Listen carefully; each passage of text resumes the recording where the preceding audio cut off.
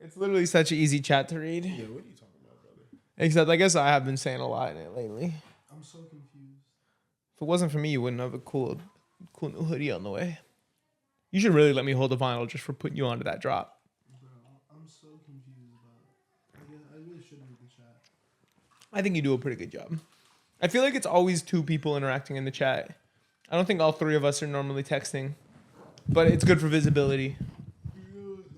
I don't know. I realized that I'm not a good group chat guy. And I think I've just accepted that. You're okay. I'm not a good group chat guy. Like I let conversations die really fast.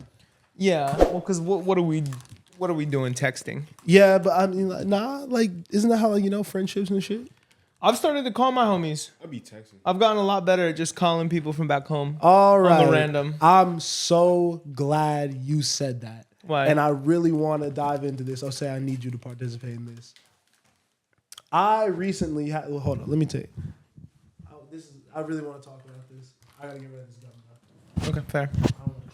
There's trash over there. I'm the text man, bro. Hit me for some text. You're just not going to get a lot out of me over text.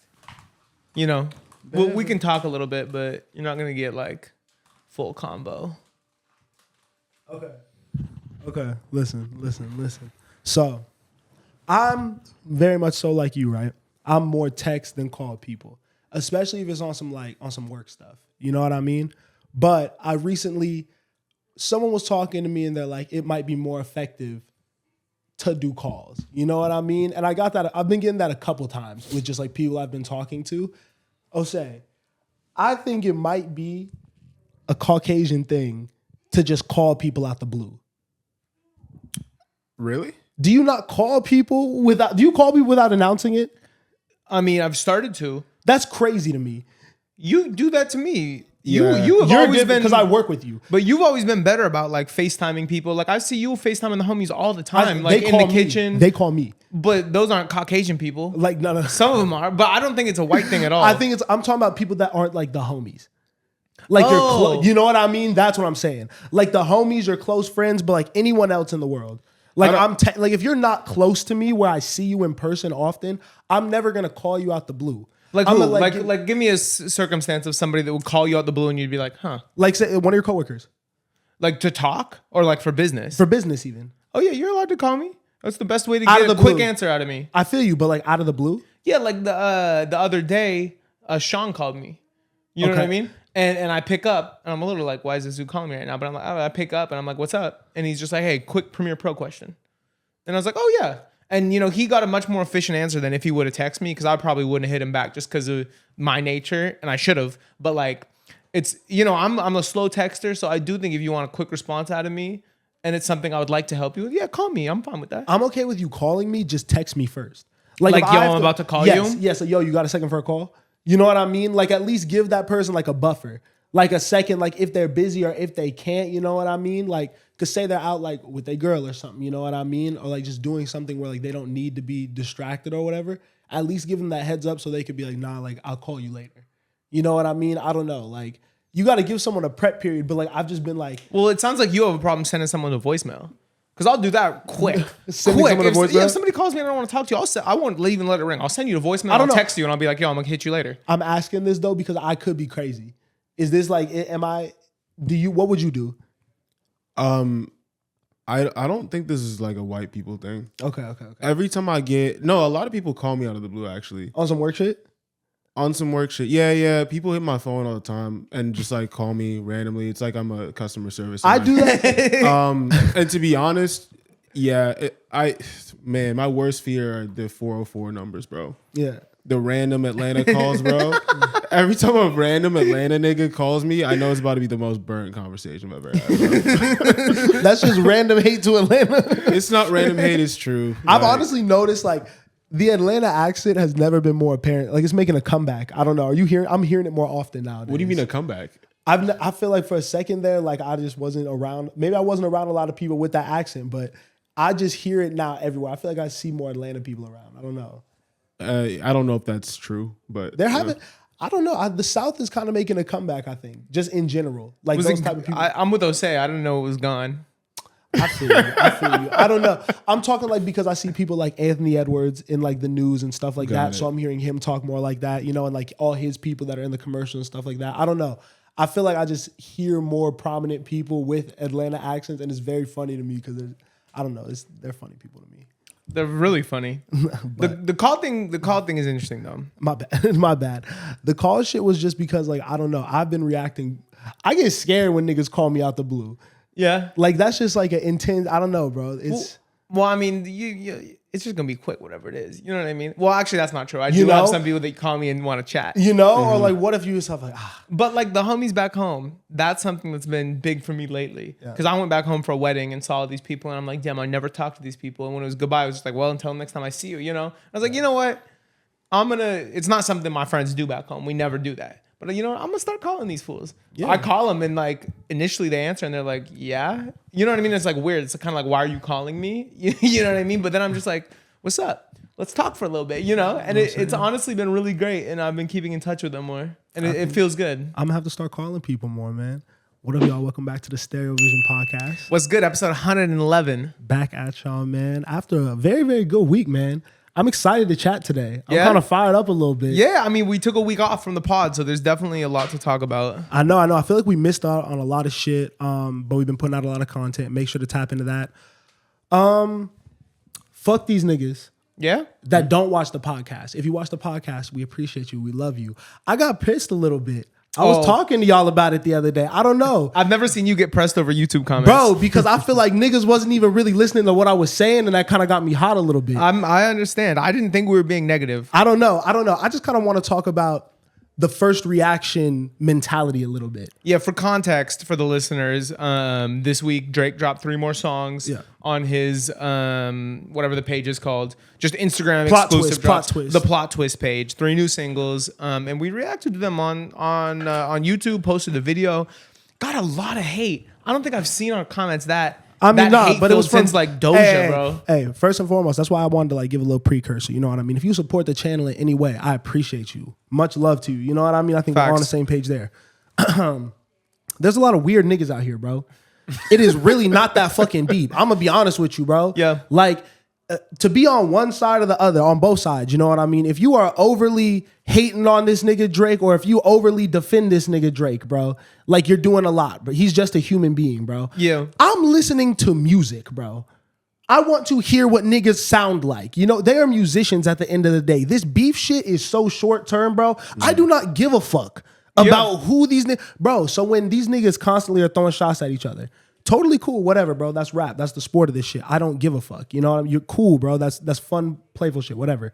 I want to know how the song sounds. How do I feel about the actual music that's in my ears past, like, you know, I know the lyrical content is going to be good. Flows, whatever, you know, but like subject matter wise, you know? And these niggas were tripping on us for not like really like, I think, overly reacting to like some like subliminal messages that were in these fucking songs. It's like, bro, they've been doing this back and forth. We know what's going to happen. Like I expect it at this point. I'm not going to trip over that. Yeah. I don't know. Did those things like add anything to songs for you? Or are you what, like a subliminal? Like at this point. if it was fire, I'd be like, oh, he's dissing someone. You know, like yeah, I'd be into it. I didn't. Were there some big ones that we missed that you guys went back and caught? Bro, no. It was just that little. I don't know. It was like that line in the No Face song. I want to say it was like right before the chorus, maybe, or like after the chorus, something like that. But he was just, you know, basically saying, I'm like we said in the reaction, I'm better than these niggas, bro. Like these niggas tried to throw shots at me, beef with me. Like I'm questioning them, but I'm still him. Like I don't know. I just feel like it's the same shit. And like, I feel like that's not the point of why he's dropping music anymore. Yeah. And that's all like, I feel like a lot of people were focusing on maybe. Yeah. I don't know. I also want to clear up like this myth that, you know, the same steak tastes the same in 2 different scenarios. You know what I'm saying? Like you have a delicious filet mignon and you eat it, you know, at 8 p.m. after a whole day's work, skipped lunch, you know, made money, worked out, hungry as hell. You ate that steak. That's going to taste better than you get that steak and you just ate breakfast an hour ago. You know what I mean? You're laid up. You know what I mean? Like even if it's the same steak, there's a lot of other factors that go into the way it tastes. And it's the same with music, where it's like, we do have to be hungry for things. And the way that an artist holds themselves and moves prior to dropping music is going to change the way it sounds. You know what I mean? Like objectively. So like you could drop the same song in two different scenarios and it could hit totally different. And I think a lot of the way that Drake has been moving in the past couple months probably made us a little less excited for these songs and probably did affect the way that they sounded a little bit, honestly. And it's not like they're great songs, but I see what you're saying, but I don't really think so. Like, are you still thinking about that shit? No, I mean, I think maybe I should have given the No Face song a little bit more grace, but I don't know. I didn't really get it either because these are Drake throwaways, and he's been giving us a bunch of throwaways consistently for the past few weeks. It's great that he's releasing consistent music, I guess, but you know, after everything that happened with Kendrick, you would want him to be a little bit more reflective. And again, we talk about him ducking off. I think that's necessary. There were periods of time when we didn't get Drake music. Yeah. You know what I mean? And that's what Views came from. You know what I'm saying? That's what If You're Reading This came from. That's what Nothing Was the Same came from. Yeah. I joked about him like, you know, losing his aura, but he's losing his mystique a little bit, and he's not giving us quality. He's just flooding us with quantity. And I don't know if there's an overall strategy. I think the 100 gigs thing is starting to look kind of cool because now you saw he released a little bit more footage, a lot of stuff with Migos and things like that. But I don't know. I don't see where this is all going. I don't see him building in this next phase of his career. It seems like he's just doing random stuff. And that's more what I was speaking to. It's like, why do we need these songs? These aren't great songs. They're not anything crazy to add to your catalog. You know? I mean, it doesn't. I think about like Hove, right? And like if you go back into his catalog, I think we all remember the high points. But at this point, like, what was that one album with the red cover, like Kingdom Come or whatever? Yeah. Like, there's a bunch of albums that someone who's so well regarded in music now is like one of these like legendary figures. He was dropping frequently in the early 2000s. yeah. And some of that shit wasn't hitting. Yeah. All the way the same as like, but there was probably cuts that were really good. The same way Drake has cuts on these albums that are really good. So I don't really care that he's popping out and doing all this shit anymore. I just am like, you know, I like what I like, and I'm not a huge fan of some other shit, but Drake is always going to be Drake. Yeah. You know what I mean? Like, I'm always going to fuck with his music. I'm always going to be a fan. Like, I don't know. My expectations have changed because I am looking at him a little bit differently, bro. Like, I'm not looking to Drake to always be dropping heat. I'm not looking at Drake like, not to say he's not in his prime, but you know what I mean? Like, he's established. I don't know. Yeah. It's like, I don't know. I think it is timing too because we've gotten so much Drake music. So much Drake music lately. The hunger's gone for me personally. I think if these songs came out when like, remember when like Scary Hours 2 came out and it was like Wants and Needs and that whole pack. We hadn't gotten Drake music in at least a year. It was like a big deal. You know what I mean? And I think the other two songs packaged with that might have been not as strong, but like they felt great and we were playing them a lot because we needed that at the time. You know what I mean? I mean, I'm not like gonna make like the like overall comparison, but you know, on our Hooper shit, I feel like he's like LeBron. Mm-hmm. You know what I mean? Like at this point, LeBron is not gonna be the best every game. Mm-hmm. But when he's at his best, he's low-key the best player on the court. You know what I mean? Drake is kind of like that for me. Like he's always gonna be active. He's always gonna be dropping, always in a mix.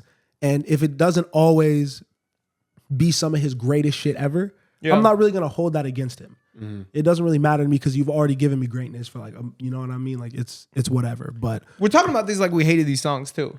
I think we all kind of like. That's what SOD. I'm saying. Yeah. That's what I'm saying. We were all bro. vibing to that. Like that's why I say the LeBron shit because a bad LeBron game is still, you know what I mean, fire. Like that nigga's like still like low key one of the best on the court. You know, like, that shit isn't bad, bro. Like it just wasn't my favorite. Yeah. SOD was cool. I think we had all heard the song though. So besides you, I love SOD. So it wasn't like we gave no over the top reaction. And I think I spoke highly of No Face. Bro, I think the third one was whatever, but I don't know. I was surprised to see all the hate. And fuck it, bro. Bro, SOD was enough. I said that in the reaction, bro. That is a fire Drake song, bro. Yeah. Sweeter Man, please. That should be the next drop. Okay, we just kind of dove into music there. I just want to get some shit off my chest, bro. No, you're allowed. I saw those texts, bro. Niggas have me hot, bro. I saw texts that are way too long for Miles to be sending. Whenever Miles sends over, like he uses a period in the text, I'm like, whoa, I get a little nervous, bro. Is that weird? I use a lot of punctuation in my text. I think you both have seen me text a lot. Like I think I leave a lot. Is that weird? No, I didn't see it from you for the first 6 years of our friendship. You never did that. Or at least to me. Yeah. Because I don't think we were texting in like long form like that. You know, I guess we always like lived together or saw each other frequently enough to talk about shit like that or called, you know. But when I do see like sentences from you, I'm like, hold on. Hold on. Do I need to give this guy a call? Is he doing was all right? I was hot, bro. You know what my favorite form of texting is? Because you guys sent the Kanye Cardi like fake text. Like the spaces, like sending like paragraphs and then sending like spaces. I used to do that shit. As one message. I used to do that shit. It's so funny to me. Because it's kind of like old people text. Almost. Yeah, it's like a paragraph. Like I'm breaking this up. But like, you know, my bad habit is I like send back to back to back text. You know what I mean? Like as thoughts are coming into my head, and like I do that like naturally. But then I'm like, wait, I'm probably blowing up someone's phone right now. I do the same thing. Yeah, but also I think it's like transparent. Like you're like the worst thing in the world to get is a text that's clearly been proofread multiple times. You know, I'm like, damn, like how like you thought about this. You know, when you get those texts that are really long and you're like, wow, these sentences are structured really well. You're communicating a lot. This is not word vomit. You proofread this. You know what I mean? I'm like, it's that deep? You know? I send a lot of texts like that. I don't ever want to text about something that's deep enough for you to proofread your shit. Pick up the phone and call me. That's something that I've learned as of the last couple of years. Okay, I think I might start calling people. Yeah, pick up the phone and call me because a lot of tone and like underlying messages gets lost in the text. I learned that in our last living situation. Anyways, I don't know what that means. You can cut that out. New music. What else dropped? That was good.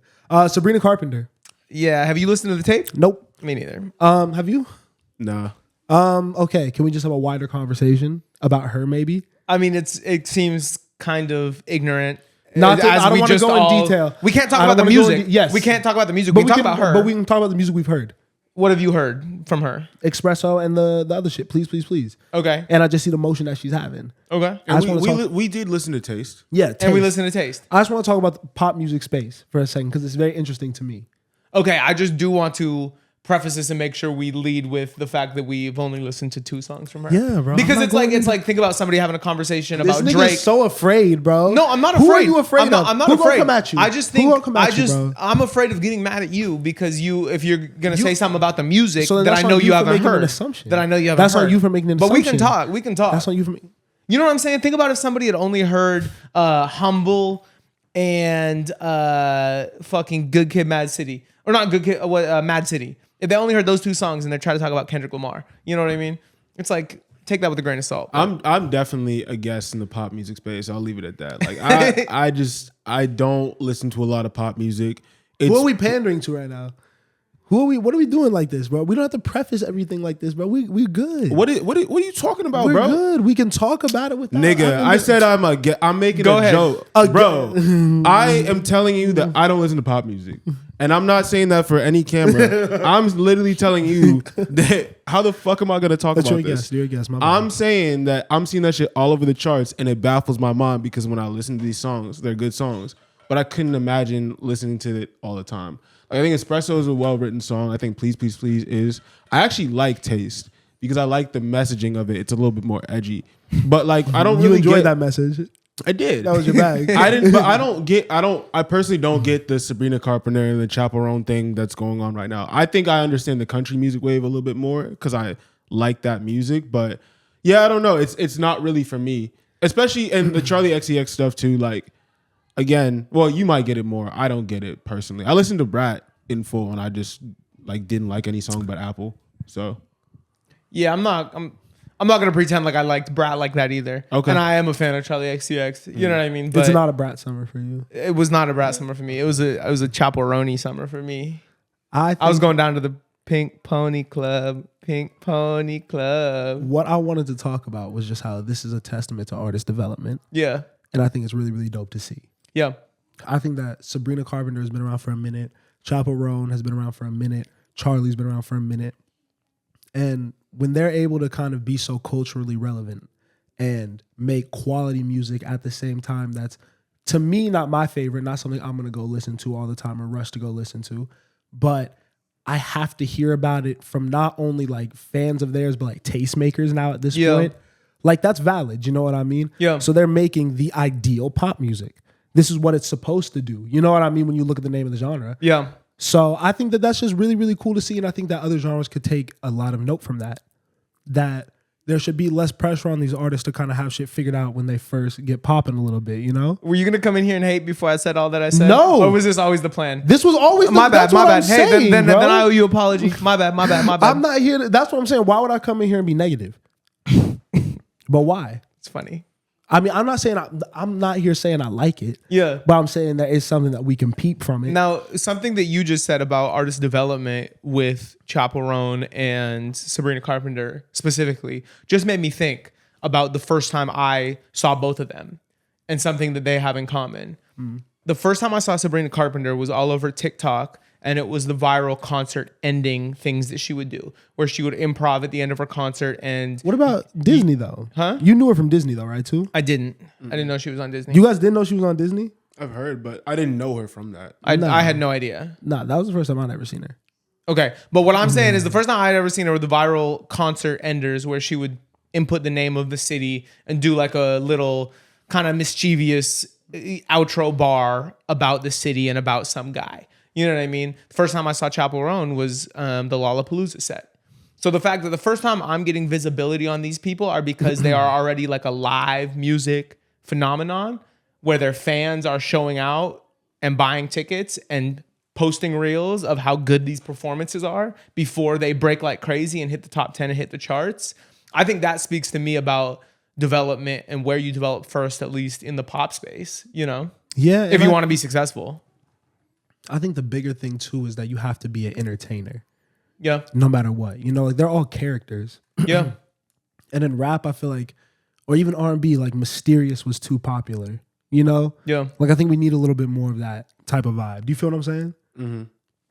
I don't know. I think that that's really, really cool that they're popping though. I'll listen to, what's her album called? Short and Sweet. Yeah. Yeah. And we'll have to report back. Are y'all gonna listen to it ever? Be honest. I probably won't listen to the whole thing. No, I don't think so. There's other things I want to listen to, But but you do like Chaperone. I like Chaperone more than Sabrina Carpenter. Sabrina Carpenter to me makes real like cookie cutter pop music. Yeah. Whereas Chaperone pushes the boundaries a little bit, tries different things to me, and that's what I like. You know what I mean? And what did you think about Charlie? I've always liked Charlie, and I like 360, and I like Apple. Yeah, I never got into Brat this summer, and I did listen to the album. I only listened to it once. I don't think it's necessarily my vibe. I've heard songs from all of these, but I actually have to listen to a body of work. I feel like to properly comment because I could come here spicy. Yeah. You never know. Well, what do you think about the Billboard Hot 100 right now? I really don't know what's on it, to be honest with you. So it starts with Shabuzi. He's had the top spot for weeks. Okay. And then you have Post Malone, Morgan Wallen. Okay. I could be fucking up the order, but I know we also have Not Like Us on there. Yeah. $1 Million Baby. Still? Yep. Fire. Please, Please, Please. Espresso. The Chaperone song that's going. And then it rounds out with Teddy Swims and Hozier at the bottom. Oh, wow. That's... Weak. Why is it weak? It's a really, I don't know. I was going to come and make my hot take about how weak it is. And then I looked at it and I'm like, okay, there is a little bit of star power here. There are some good songs, but it feels so stale. Like this is the same top 10 that we had like a month and a half ago. Like none of these songs are new. You know what I mean? Like we desperately need somebody to drop a hit. $1 Million Baby's still there. The Shabuzi song's been going for a minute. You know what I mean? Like, I guess the only new thing is nothing like, feels like hot right now. there's nothing hot right now. It has been the same for a minute. I mean, who's dropping? The Weeknd maybe at the end of the year? It's scary right now. It's scary in music, to be honest. It seems like if you look at first week numbers and you look at how much money and you look at the actual business and all the mergers and everyone that's losing jobs, that has been losing jobs all summer. And I don't know, I was listening to Joe and them talk about it because I was like, okay, maybe I'm new to the music industry. Maybe this is an annual, recycle, all that. But they're like, no, this whole shit is changing.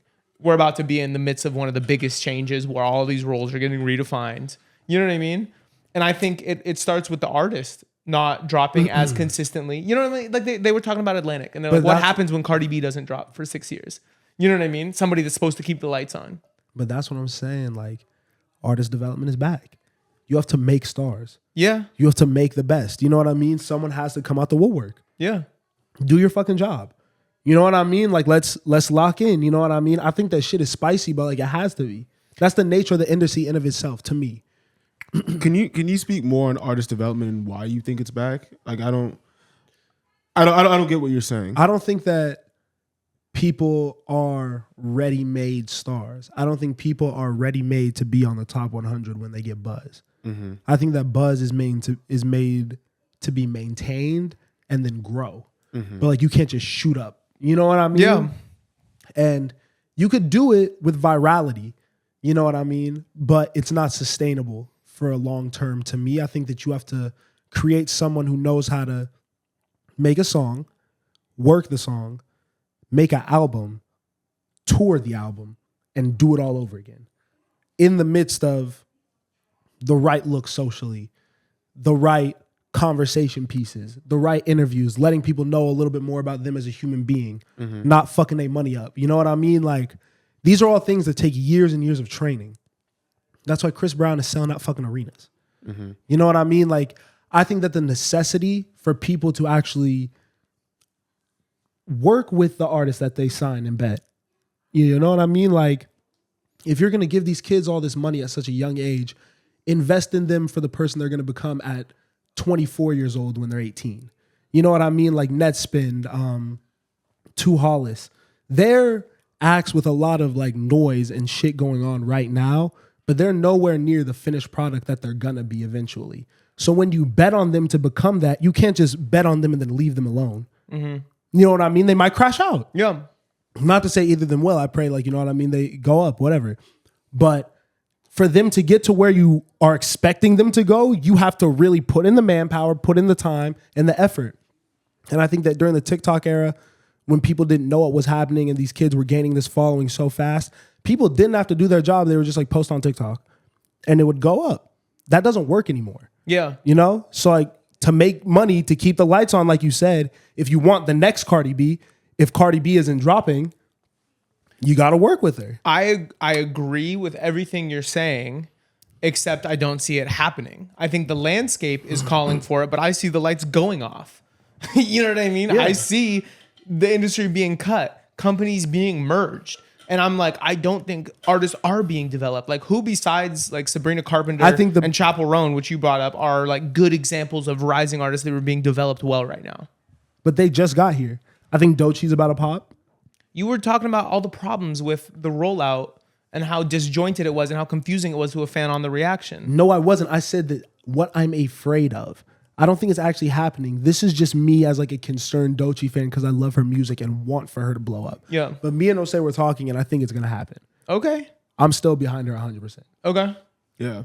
I mean, I think the music industry is just a little bit too reactionary. You know what I mean? Like all these changes that we're talking about are probably happening because of changes in technology. Yeah. And like where everything's shifting with that. And I don't think people that, and you know, granted, a lot of people are creatives and artists and like their brains don't necessarily like work like that or like tune in to like what's happening in tech and the changes that are happening. I mean, obviously we talk a lot about AI in the industry and how that's changing things, right? Like, have we ever really discussed the fact that Drake dropped an AI song and Metro's diss to him was also an AI song too? And then Drake remixed that shit and got it cleared. You know what I'm saying? Like, we're going to start to see people sampling. No, yeah. I was just going to let him finish. We're going to start to see people sampling using AI. Yeah. And that cuts out a whole part of the process of like actually making the music. The producer now becomes somebody that's just good at making music with AI. You see what I'm saying? Anyway, I'm not even talking to the camera. I'm not making a coherent point. No, it is. It is coherent. I just think that.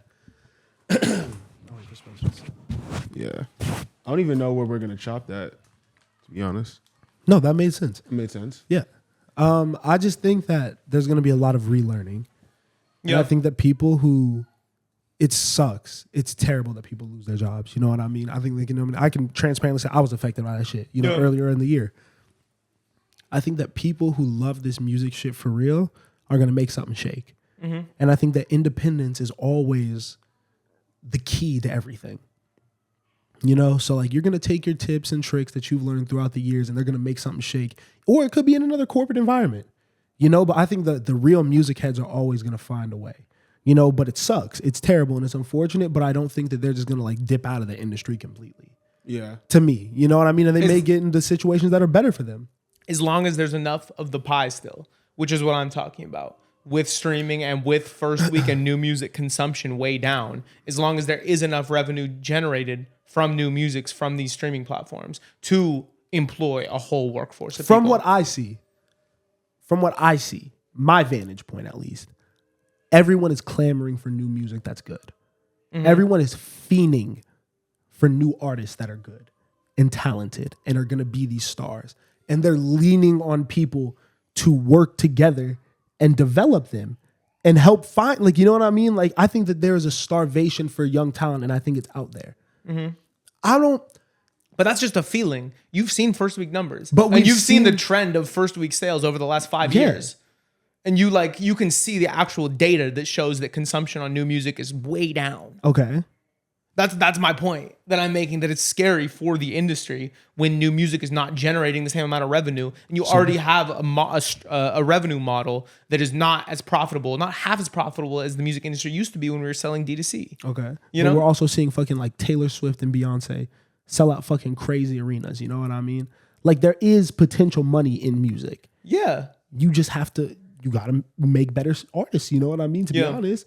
You have to break artists better. You have to tell artists stories better. I just think that there's things that we could do internally to improve within the industry. If we want to make this shit survive, you know what I mean? There has to be adjustments. Yeah. There has to be an I think that we have to go through an uncomfortable growth period to get where we're going. You know what I mean? The NBA has fucking lockout seasons. Mm-hmm. You know what I mean? Like, shit could get really, really scary to the point where, like, bro, niggas have not played 82 game seasons. And now that is what probably needs to happen. You know, is the artists need to lock out. Bro, the government shuts down. Yeah. Like, shit can get scary, but that doesn't have to be a bad thing. That just can mean that change is coming. Yes, and so that's what artists need to do. And I guess I'm not afraid because, going to your point with the AI shit, the AI shit hasn't hit all the way. Yeah. Until AI makes a hit song, I'm not worried about it. Mm-hmm. Right now, we got real people, real human beings that we're looking for to make good music. That's where my concern's at. That's on the horizon. And you have to think about it, but yeah, I think AI was just an example. Like, it's like, I think for actual people's jobs, like, there's just gonna be a whole shift. Because when you talk about artist development, right? Yeah. I think that, like, in the digital space and in the marketing space, you have to work harder to get those, like, viral moments. It's like you said, it's like in 2020 when TikTok first came out, it was a disruptor and caused this whole short form wave that we see across YouTube Shorts and Reels and all that different type stuff. Like, it was super easy to get like a viral moment or like a viral hit song. Yeah. Which is why, to your point, people kind of took steps or skipped steps in the artist development process. Mm-hmm. But now in digital, because there's so many different platforms and everybody does short form now, you kind of have to develop yourself online too, in a sense. And I think that's gonna be more widespread, right? Yes. Like, it's gonna permeate outside of the digital space and go to everything else, like publicity, what's it called? Probably into the music production making process too. So that's a big part of artist development now too. Like, you know, like Shabuzi too. Like, we named like 3 people on the Billboard Top 100 that had their moment this last 12 months. Yeah. Mm-hmm. That's how it's supposed to be, right? Yeah. Like, that's cool. Like, I think that, like, it's possible still. You know what I mean? And we are seeing proof of concept when people really do that and invest in people and give them the right team and take time to really personalize an approach. It works. I mean, he's been working for a minute too. You know, Shabuzi, with several different labels and teams and all that. Like, you know? So yeah, the spot that he has right now at number 1 is well deserved because he's been working years to get it. And none of this shit is overnight, bro. That's kind of the misconception that I just would love to like. And I think it's kind of dying. Yeah. The overnight celebrity is not real. Yeah. Tommy Richmond even, bro. You know what I mean? We forgot about him being in there, bro. Like, that's not even overnight, bro. That nigga's been making music, bro. Yeah. Mm-hmm. So I think that, there's hope for everyone. I think I'm very hopeful. And I think I also look at things through a hip hop lens because that's what we like. And I guess I'm more speaking on the problem with like hip hop development. We have to take what they're doing and apply it to hip hop. Yeah. Apply it to R&B. You know what I mean? That's why I said what I said at the top of the year about Homegirl who did the Nobody Knows Me. Oh, Money Long. Money Long. she's another testament to artist development, the same way like Victoria Monet is. Mm-hmm. And I think that like, I don't know, hopefully she has something coming, but like if that shit would have cracked off, you know what I mean, a little earlier, she could have really capitalized on that song, bro. Like that would have been a crazy moment for us, bro. I don't know. We have to learn from this shit that's working. Hopefully we will. What else dropped?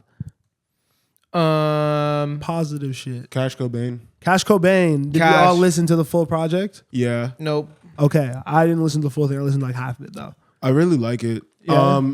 Well, I need to give it a few more listens. I feel like when I first started listening to Cash Cobain, it was so disruptive and so different and so new. I don't like when you say disruptive, bro. It was, bro. This dude was sampling the craziest R&B songs and just, you know, with those Jersey Club drums and the drill sound, like it was crazy. I wouldn't call it disruptive because I loved it immediately. Like it didn't feel weird. It was like, oh my God, I wish someone would have done this sooner. But I feel you. It was a big moment. Bro, people listen, like I know people listen to Cash Cobain songs and they're just like, what is this? Like I don't want to listen to this. Really? I feel like I automatically loved it. I feel like when I play the right songs for people, like it clicks for them like why you would like this. Not what are the right songs? I would probably go, I like Jenny, I like Jenny and Jay Holiday too. Mm-hmm. Those two, and then obviously For Sure. Like For Sure is the easy pick. I think that's the easiest one. For Sure is the easiest one. Because For Sure is definitely the easiest one. It's like the most like, I don't even know. I think we'll leave it at that. It's the easiest one to like share with other people, and the people are gonna like across. But the board. how you like the album? Yeah, I like the album. I don't know if it's super strong. Thanks. I gotta listen to it more to find more songs I like. Like I really like Candle, right? But then I think Four Bats ruins the second half. Of You Candle. hate that nigga, bro. That nigga can't get nothing off. And then that song, why you Love dislike that nigga? That bro? song, Love It, is a standout. What that nigga sure. did to you, bro? Who? Four Bats? Yeah. Bro, he just makes bad music. I'm sorry. Nah, he's not that bad. He makes you're doing it. He makes really bad music. You do it up. He makes really bad music. He's not bad. I'm sorry that bro. He came on to the song Candle and ruined it, bro. Fucking chill. Oh my God, that was an amazing song. Shout out Young Bats. Anyway, the Slizzy Honcho Dawn song was That's dope. the best song. I like that song. That's the best song. I like that song. Love It was really dope. This Pop Smoke Tyrese sample song. I forget what it's called. Act Like. That's really dope. Yeah, he's definitely got some. I wouldn't say hits, but he's got some really quality music on there. I just don't know if I like the project as a whole yet. I gotta listen a little bit more. I hope it connects.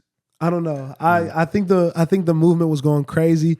Is he still having a moment in the public as much as it is within? I think within the music community, we all see him everywhere. But outside, do people care like that? I think if you're outside of New York, definitely. Outside of New York.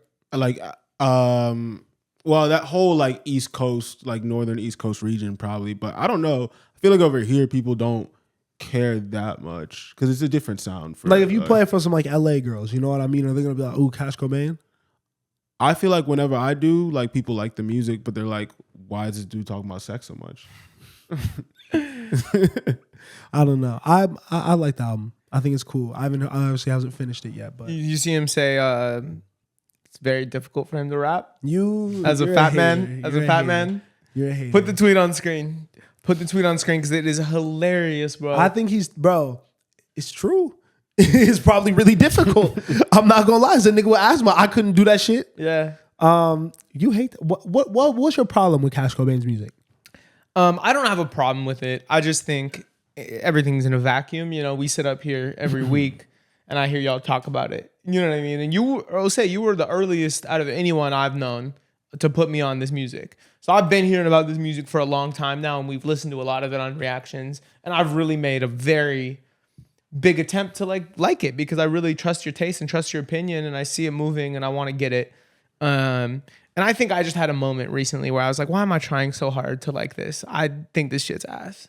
I think he's a great producer, but I think this music's really bad. So I'm like, I'm just gonna speak my truth now, and I don't want it to come off as hating. I think he's an incredible producer, and if it's a new movement, I think it's dope. But I really just don't like his music, and I'm probably not gonna listen. And we don't have to like everything. Bro. We don't. I really like that Spencer's able to sit here and articulate about like why he doesn't like it. Are there some songs that you like or no? For sure. Jay Holiday 2 is good. Yeah. I was listening to Miss Beautiful V for a couple weeks. Yeah. Oh, yeah. Okay. That's a good song. It's a really good song. Yeah. I don't know if Cash is obviously originator of all this shit. Like, big ups to him. The genre is not where it is without him. I do think that there's someone who's going to take it further. See, I hear the sound and I really love Wolfface Joey. Yeah. And I'm like, that is something I could get behind that I think feels similar because I think Cash's flow, which I think is what some people really love, is that register he taps into. It's repetitive to me. I would like more changes, more differences. And I think Joey varies his melody a lot more. You know what I mean? I think he's really singing on these sexy drill beats too. And I really like that. I think that he's going to be the one with some time. I don't know where. I don't know what. I want to hear the next project. Yeah. Because honestly, I think that if he gets with some new producers, you know what I mean? I love what he's been doing, but just like if he gets with some like someone who's crazy and just like elevates everything, you know what I mean? And like pushes him, I think he could really. I agree with you. Because he's got some earwormy shit, bro. Yeah. And I think he's just versatile because like he comes from a producer background as well. Yeah. So he has a good ear for music, I think, naturally. Did you guys hear that song he did with Ruben Aziz? Yeah. It was on the You weekly love rotation. that song. I love that song. Oh, you didn't listen to our weekly rotation? I mean, I didn't listen to that song. No. No, he didn't listen to Weekly He didn't listen Rotation. to He Weekly listened to his Rotation. songs, though. I love Why listening you to my only songs. put your songs on the story? That's what let's call him out. Thank Why you God. only I'm put glad your you said that's songs on the weird as story? fuck. And How is that weird? I listen to my music. you're supposed to It's put. everyone's weekly rotation. Yeah, you're supposed to go 1, 2, 3, 1, 2, 3, 1, 2, 3. But what if I don't like y'all songs? You didn't even You have listen to to listen it. to them. You didn't even listen to him. So I just put it up, just like recommend it. No, you should listen to the whole it and playlist. pick one that you like that's not yours. Fair. Spencer, I'm so glad you said that. I was thinking about that was crazy to me, bro. Because also we said like It's everyone's. you're supposed to put like who suggested each song It's too. only him. It's all Osei's picks. This just came up. Y'all just thought about this. On God, on y'all everything I couldn't have love. sent me a text. I was gonna And send the text everything today, else. and then I was like, let's bring it up on the pod. I was like, I know that I don't be like These guys. I don't be looking at shit like I don't be remembering. So I'm like, I could be wrong. So I didn't want to just jump out the window and really be like, maybe I'm only just picking up when he does it. I'm so happy you said that. Has he picked one of yours? No. Not one of mine either. No. Not one of Never, mine. Never. And that story goes up daily. We've also done this. Oh wait, no, we've done it like 3 times. Yeah. I mean, And all 3. if have you're been following the schedule, it should have been more than 3. You know what I'm saying? on. Uh-oh. Anyways. That song is really good. I've been working day and night. I really like, is it Ruben Aziz? Yeah. Is that his name? Yeah, I really, really like him too. The UK got some shit going on for surely. Because he's like a better 4-bats. You know, that's what I think it is. I A more think- tasteful 4-bats. Bro. And that's why I don't hate on 4-bats, because I think that there's a lot of people who have attempted and do what he does. And he connected on a very high level, you know what I mean? And it worked out. So like, I'm not going to like hate on the kid. I'm going to let him develop. Yo, I haven't And see played what Day to happens. Day in a long time. I It's should really good. slap that. That's I a great played song. that, bro. I played the Drake remix. Yeah. The Drake remix is insane, bro. That's one of my favorite Drake verses in a very, very long time. We'll talk about the other thing that dropped this week later. What else? What's the other thing that dropped? Right, Trav? Oh days yeah, before, that's days right. before. That's right. What else? Is there anything else? I'm phoneless today, so I'm trying to think of what else. Oh, I listened to the Lil Tyler album. I like that. Oh, I didn't know it was an album. Yeah, he dropped an album, Mr. Ski. Mr. Ski. Mr. Snow, something like that. Mr. Snow. I feel like it's Mr. Ski. I think it's Mr. Ski. Yeah. Did you hear it? I haven't listened to it. Oh, It's okay. good. He's super dope. Oh, bro, I literally forgot. All right, fuck the bullshit. Yachty, bro. Oh, we haven't talked about Yachty yet. That's what I'm saying. I was like, I know there's something that like we really got to get into, bro. Yeah. Damn. The crash out was crazy on his birthday. Damn. I loved our conversation about which one of us would be the first to crash out. I think we agreed that it would probably be none of us, but if anyone, we said maybe me if there was Spencer on substance like involved, a potential intoxicated night. but like just sober, probably Osei, just because Miles doesn't use Instagram, but most likely to crash out just in life. Not in life, but like on some. I'd crash It's out. Miles. It's I'd Miles. It's crash Miles. out. It's Miles. It's Miles. I'd like to crash out. No, cap. Knock on wood. Knock on wood. I don't want to do all that, but if necessary. Yachty got on Instagram Live. Let's go back. The first time that Yachty really was getting into negative press was with Mitch. New A Safe Place podcast. He had Key Glock on. And there was a moment when they're kind of basically just talking back and forth about what you would do if like you need to come up and whatever. Mitch starts talking and he's like, oh, like if my homie was in a position like that, I tell him go get a job, da da da da. And Yachty kind of just fires back at him like, you can't really say that because you were just like, you're speaking from a point of privilege basically because you had me in your life. And basically goes on a rant to like kind of like Lil Bro Mitch a little bit is what it felt like. Obviously, like I think we've all seen in A Safe Place that they kind of have a joking relationship. They fuck with each other like most homies do. You know what I mean? Like they play around a lot. You could tell that they throw jabs. You know what I mean? Definitely. And this felt like an off-camera moment that probably wouldn't have amounted to nothing, but I think because it was on camera, kind of elevated things. Yeah. Like, you know, like I feel like niggas don't be taking shit too deep. When like shit happens off camera and it's just like personal to personal, like if you got a problem with it, you can address that right then and there. But when it's for public interpretation and millions of people to comment on, that changes dynamics and things like that, you know? Yeah. So I think that's why it wasn't cool for Yachty to say that on the pod. I don't think that's something you say on the pod. I think you got to know how you're perceived and how that comes off. You know what I mean? And even if that is the truth, if everything he said was true and facts, like I still think that's an off-camera conversation. You don't embarrass your man, make him look smaller than you. Hindsight is 20/20, right? I think that Yachty was dealing with some shit. I think that to me, as once again, we're talking about crash outs. I don't think a crash out is like an immediate thing all the time. You know what I mean? I think something is festering. And now that we have the full picture, you know what I mean? We'll get into the Caribou stuff in a second. Yachty was probably under a lot of stress and looking at shit real different type of way with shit that was happening in the background. Yeah. Especially when that shit was like, I don't know the timeline, I don't know these niggas, but like, if I'm looking at like when shit is happening, this was probably filmed a couple weeks ago. This Caribou shit was probably just starting heating up. You know what I mean? Like, yeah. I think that could have affected some shit. You know what I mean? Mm-hmm. So I had no reason to crash out on Mitch. That's not like you said, bro. You don't do that to your mans, bro. But continue with what kept happening. So that happens. People go crazy on the internet. People are hating on Yachty a little bit. Mitch isn't really saying anything. And then we obviously have the Caribou news. Yeah. Where she's no longer in the Concrete Boys. They parted ways a couple weeks ago. Yeah. Nobody said anything. But someone on Twitter is like, I saw Caribou and she kind of talked to me about why she's out. She basically asked, why did you leave? And she says, I was kicked out. And it was like she was bullied and all this shit. And that starts blowing up on the internet. So now Yachty's kind of just getting killed in every which way for like just how he's dealing with people. So the night before his birthday, night of his birthday, damn near, right before the clock strikes midnight, this nigga goes on Instagram Live, bro. Instagram Live is never... That's the worst thing to happen to black people, like ever, bro. That's like, we could never go on Instagram Live. What the fuck are you doing, bro? Like but I digress. Why do you need to tell people this?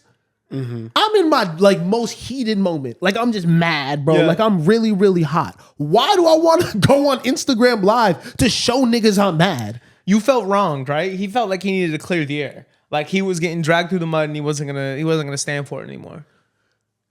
Tweet. If you're gonna really go crazy, bro, tweet something. Don't do none of it. Tweet something. But I feel you. No. Yeah, Instagram Live is always the worst situation. Tweet something, go on the podcast and say something. Yeah.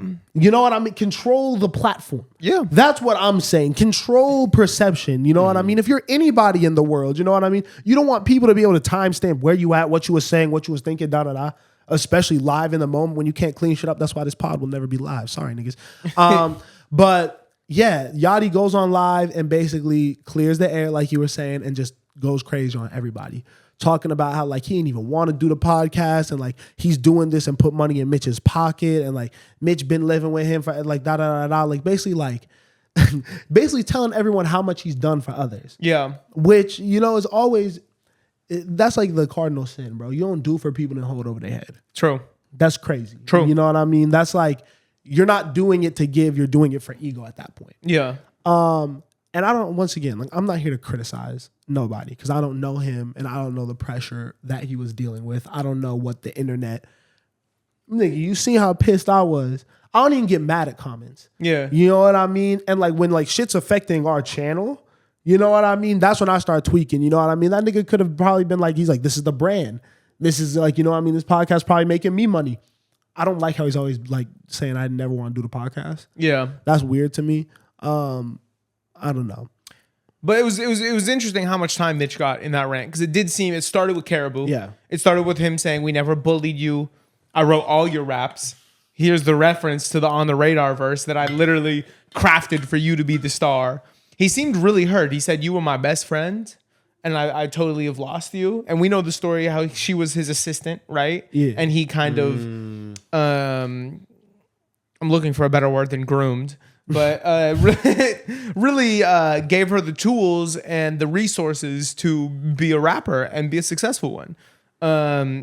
I didn't like how the other Concrete Boys got a little bit of strays too. That was the worst part. Is he said, "I dressed all y'all." Yeah. You know what I mean? I put $20,000 earrings in all your ears, and it's like, damn, what did they do? You know? I don't think they care. I mean, yes, it was bad, but I feel like they know how he is. It's not He was just, I mean, they dropped a song the same day on Instagram. Like, I think they were just like, whatever. Draft Day and DC2 Trill are hilarious. Camo ain't said nothing. Yeah. Camo, I like Camo. But Draft Day and DC2 Trill said, "Hey, shit got to keep going." Yeah.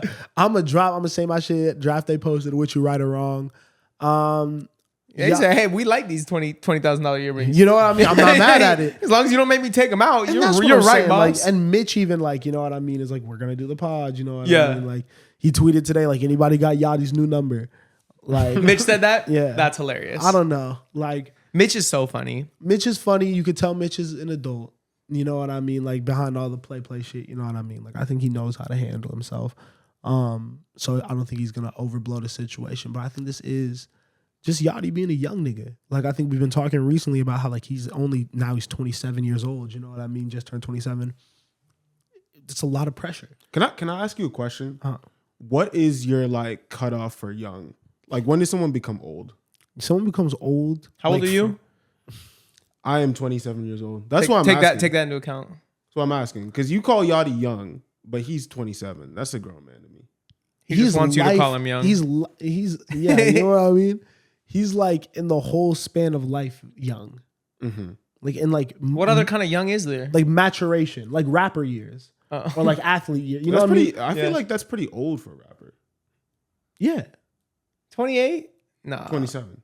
27, he's been around. No, he's Yeah. been around as rap, but I'm saying like as a human being, dealing with emotions and leadership, being the primary breadwinner. People, like he said, $900,000 in the hole. That's your joint venture with your name on it.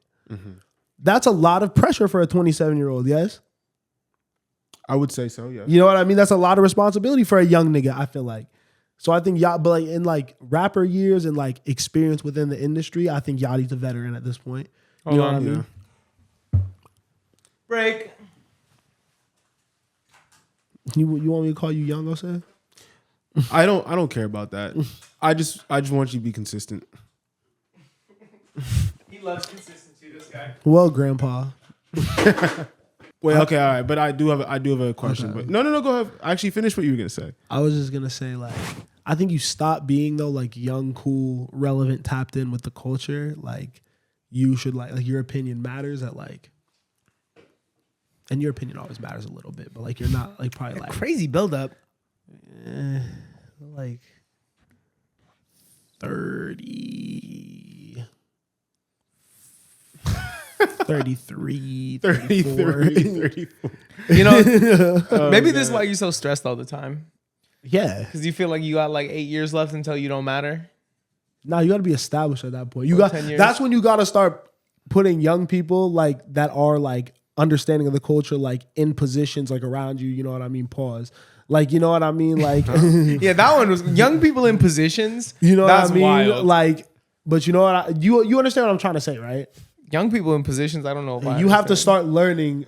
Yeah, from I the understand. youth. I disagree. Stupid. I disagree. You know, I think everyone's on their own timeline, and you shouldn't, compare yourself to anyone, no matter what age you are. But you got to start leaning on other people who are factually just more within the culture than you at a certain point. Yeah, sure. I think that's a fact. What was your question? Yeah, I do have a question still. So I don't really know like where all this is legally, but from what I understand, Caribou was signed to Yachty through Concrete, and then QC did a deal with her as well. She was wearing the QC chain. So what does that mean? Is she still with QC? Is she doing her own thing? I feel like she's still probably in that circle very heavily. I don't know. I think they're probably figuring everything out right now. Probably. And then the other guys too. Did they ever get the QC deal? I didn't see them with the chains. No, everyone got the QC deal. Oh, for real? Yeah, they all have the chains. Okay. You're crazy. She's the only one hitting your timeline. This guy's messy, bro. This guy, he's not even looking for these niggas. He's on the hate. This nigga's like, they never got no chains. So you're saying you're saying Concrete Boys was it's a JV at QC. it was JV with QC, so everybody was signed to the same deal. Yeah. We assume. Yeah. Which I think you brought up in a previous episode that is a good reason that we thought the discrepancy might have started. Mm-hmm. Now it seems like it was a little more personal than that. And money shit can turn to personal shit real quick. Yeah. Mm-hmm. But I don't know. You had another theory that I'd love for you to touch on. I just feel like everything. I will not make any assumptions. Did Lil Yachty have sexual relations with that woman? I don't know. But I'm just like, Yachty was sounding real hurt. Yeah. And not on some like make fun of this nigga shit, but on like, like, and best friend. I don't know, bro. It just seemed like they were very. Yeah, best friends. Niggas was tight, bro. And I'm not here to start no rumors. We ain't no gossip shit. But like, yeah. I don't know, bro. There's feelings were hurt. But Caribou is definitely, Caribou's Instagram story is kind of funny. What was it? She just all of them, bro. How she's like kind of shooting at him a little bit. You ain't seen that shit? No. She was basically like, obviously she got on stage and said, who ain't wrote it? Da da da da. And then she keeps saying, stop bullying me on her Instagram story. And like, leave me alone. And like, everyone can see your character and shit like that. Like, I don't know. Like, I feel like Caribou kind of a bully, bro. I do too. I could definitely see that. Yachty was going in on her character on the rant, bro. He was like, you are a shitty person. I have the receipts. but that's what I'm saying. Like, we don't know these people. Cause like everyone is, and it's like, who's judging who, you know what I mean? Like, yeah. I could just see that like they're just like trying to throw nasty shots at each other. You know what I mean? At this point. Yeah. And like when you're in the heat of the moment, you don't remember like any positive qualities of a person. It's like I'm gonna think like nobody's perfect all the time. Yeah. Where does Caribou go from here, do you guys think? On tour That's true with Lotto. With Lotto. That's a great look for her. Yeah, I think it's Caribou, Mariah the Scientist, and Lotto. I think that is very similar, honestly, to like what JT has had to do since the City Girls breakup situation. Like you have to kind of refigure shit out and like start from the bottom. You know what I mean? Because like I think the same way that like people did the videos of her last performance where no one was really there, and she had like an early slot at like a smaller festival. You know what I mean? Who are you talking about? JT? No, Caribou. Caribou. She just performed yesterday. That video was hate. Yeah, yeah. You know what I mean? Like that's just normal for that time slot. She's that level of artist. She's new. She's brand new as fuck. Like just because she's around in the media, she has to develop and work. Yeah. But JT, people were making fun of her when she was doing the clubs and bars and smaller performances earlier this year. But it's like that's what you need to do as a developing artist. Exactly. And like you got, especially when you're coming from a group environment, because that's a whole different performance dynamic. Now it's just you alone on the stage. You got to learn how to move that, learn how to have crowd control. So I think that there's still a lot of hope for her in her career. I think the BB Trick song that she just dropped last week was a very good look. That's international, that's popping, that's new. I think that's a really good look. And it's someone who's like cool with her in that same area. V's looks out for her. Like I think there's people around in music. Anicia and her are very, very close. So I think she'll be fine. Word. Concrete though, keep going, keep doing your shit. Yachty, happy belated birthday. Happy birthday, Yachty. You know what I mean? Doing that, I don't know. Could you crash out on your birthday? I seen Joe and them talking about. They were like, "I'm not crashing out on my birthday." I would though. I think I have. Maybe no. I have. Oh, say you crashed. How? Yeah, let's get birthday crash out stories. Well,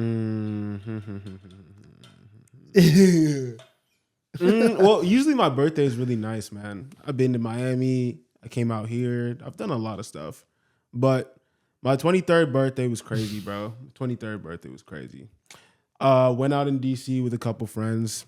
This was like 08? You said 08? Yeah. Oh, is that an old joke? See, I'm not even, it took me a little while. I'm not even smart enough to have gotten it. It was really layered. This was 2020. This is 2020. Just keep going, bro. So in 2020, my 23rd birthday, March, I went out. And yeah, we went out to a couple bars in DC. You know, got a little sauce. You feel me? That's what you do on your birthday behavior. But Birthday bro, behavior's like crazy. we got into a couple scraps, you know, early on. And of course we won, you know, the first few. You got in fights, Yeah, real fights. like multiple fights. Yeah, multiple fights. You know, I'm sauced. It's my birthday. How drunk were you gonna sit I'm turning up. and like confrontation? But then the last fight, I found myself by myself. And it was somebody we had previously fought. He was following you. I was sauced, bro. I was sauced. I just look up and just boom, bro. Damn. Fall to the floor, isolated, bro. Bro, I get back up. Someone drags me out. I'm like, oh no. Bro, I come out of the bar and I have a black eye like developing, bro. No. And this is 2020. This is March 2020. So the next day was my actual birthday. I went out to eat with my parents. Like we went out to, it was a pretty nice, we went to Four Seasons actually. This shit was Nice. dope. So I'm in the Four Seasons, you know, obviously great fit on. Black eye. Eating with my parents with a black eye, bro. Like I'm looking so crazy. And like, obviously they were concerned, but like it was my birthday, so they weren't gonna press the issue too much. They asked me if I was okay. I was like, I'm all good. And then a week. Were they mad? Nah, they weren't mad. They were just upset. They were concerned, obviously, for their son. And then a week later, the world shuts down. And I'm lucky because like I have this black eye, so I'm like I'm I cool. can't be outside. I'm Yeah, cool yeah. in the house. I wasn't going outside anyway. It's great timing. Like, Jose really graduated- thought he was in tune with God for a minute. I graduated college. I was already like, you know, I had no reason to go outside. I had no reason to be anywhere. It was shut down. It was crazy. And yeah, that was a really big crash out and turning point because I feel like that was when I got in my bag with the music industry stuff. And like I started like managing my cousin that time. I was running a couple like Instagram pages and blogs.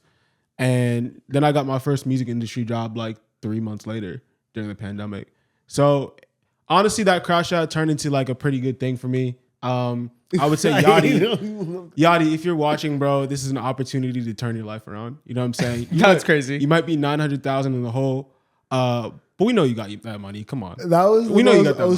Osei crash out story ever. Right. The crash out ended with him getting money. And You have the opportunity to turn concrete around. You've got 3 other very talented artists, and you've got Gio, who is a superstar in herself. You could see her all over Twitch, hanging out with all those New York Twitch streamers. I think you got a good thing going, bro. And for you, Caribou, Different angle for Caribou. Kara, I believe in you as well. You need to get better at performing, and you need to write your own raps, but you're a star too. So, and good luck on tour. Osei. that's way better. That's what I was gonna tell about me getting carried off a boat, but that story's way better. Yeah. Oh, was I there? I was there for that one. I think you might have helped carry me off my boat. Was that 2020? That was 2020 as well. I think it was my 22nd or I think that was my 21st birthday. What did I do for my birthday? I don't know. I don't be crashing out like That night I crashed out a little bit because I was sleeping in the same room as the homie. We were sharing a room. We were in college and we had one of those dividers in between us. And like we'd put like drinks and shit on them. They had like little shelves. And I got carried off my birthday boat. You know, we had been on a little booze cruise in Marina Del Rey. And I get back and I'm blacked out, but his sister is in the bed with him. They're both sleeping there. And I'm on my side. And at one point in the night, I kicked the screen over. And so the glasses of water and everything on the shelf just like falls on these people. It's crazy. They were a little pissed, but it was my birthday, so I got away with it. You can get away with anything on your birthday. I'm looking forward to that next Saturday. Yeah, shout out. Yeah, oh yeah, shout out Spencer. Woo! Everyone say happy birthday, Spencer, in the comments. Woo! Thank you. Whatever. Okay, guys. Where's your story? What the hell? Yeah, what's your birthday crash out? I haven't done it. What's your favorite birthday you've ever had? Did we do something this year? Did we do Sugarfish into Oh, that was crazy. I wasn't here. into That was breakdancing party? crazy. Top Golf was pretty fun. Oh, I was thinking about doing Top Golf this year. Top Golf was pretty fun. Top Golf birthday was great. Yeah, I be cooling, bro. You know, I don't. it's Yeah. not a big deal. I like getting food though. Yeah. Always a good meal. Next year maybe we'll go something crazy. Next year we'll get a crazy meal for real. Definitely. Fuck. We could go one of two ways. I have a question. I'll ask you a serious question. What is demure? Can you tell me that? Demure? Demure. What does demure mean? It's like very mindful, like very respectful. I don't know if people are using that word right because I've heard it before, but like, well, I should have looked up the definition to be honest. I really don't know what it means. Is that the like alleged like so like I just saw this while scrolling today. The alleged like creator of it was like trying to make merch and went to go trademark it and it had already been trademarked. And they're like, "Fuck, guys, I waited That's too long. terrible." Someone got me." I'm sure it was already trademarked though for something else, or was it recently trademarked? It was recently trademarked. Oh no, she's cooked. She's cooked. Wait, okay, demure. I'm never gonna. I'm getting Google to say. Demure. Hold on, let Google say it. Never mind, Google's not gonna say it. Yeah, it means reserved, modest, and shy. That's what I'm saying. Right, it's being used incorrectly. Right? I feel like they're not. None of these posts are reserved, modest, or shy. I think they are reserved. You know what I mean? Like the initial creator was saying, "Look how I do." That's why it's funny. It's because she was implying that she was being reserved, but really everything on her face said she wasn't being.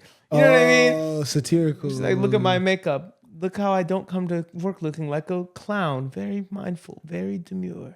Well, she looks kind of. Oh, I thought the first video was that girl with her boyfriend when he was driving, and he got her like chicken fingers or something. No, the first one is. I don't even want to try to describe this person. Once again, guys, we stay out of women's business. We'll get out of here real quick. Osei is in women's business. Oh no, we diving deep into women's business every day. I think the creator said that they were unable to pay for the rest of their transition, but based on the trend blowing up and the way they've been able to monetize it, they're able to fully transition. They were still able to without the trademark still though, but just like Without the trademark, Okay. they were able to profit off of this trend and finish their transition. Congratulations. So fact check that before you leave this in the podcast. Because if I made that up, it'd be insane. that'd be incredible.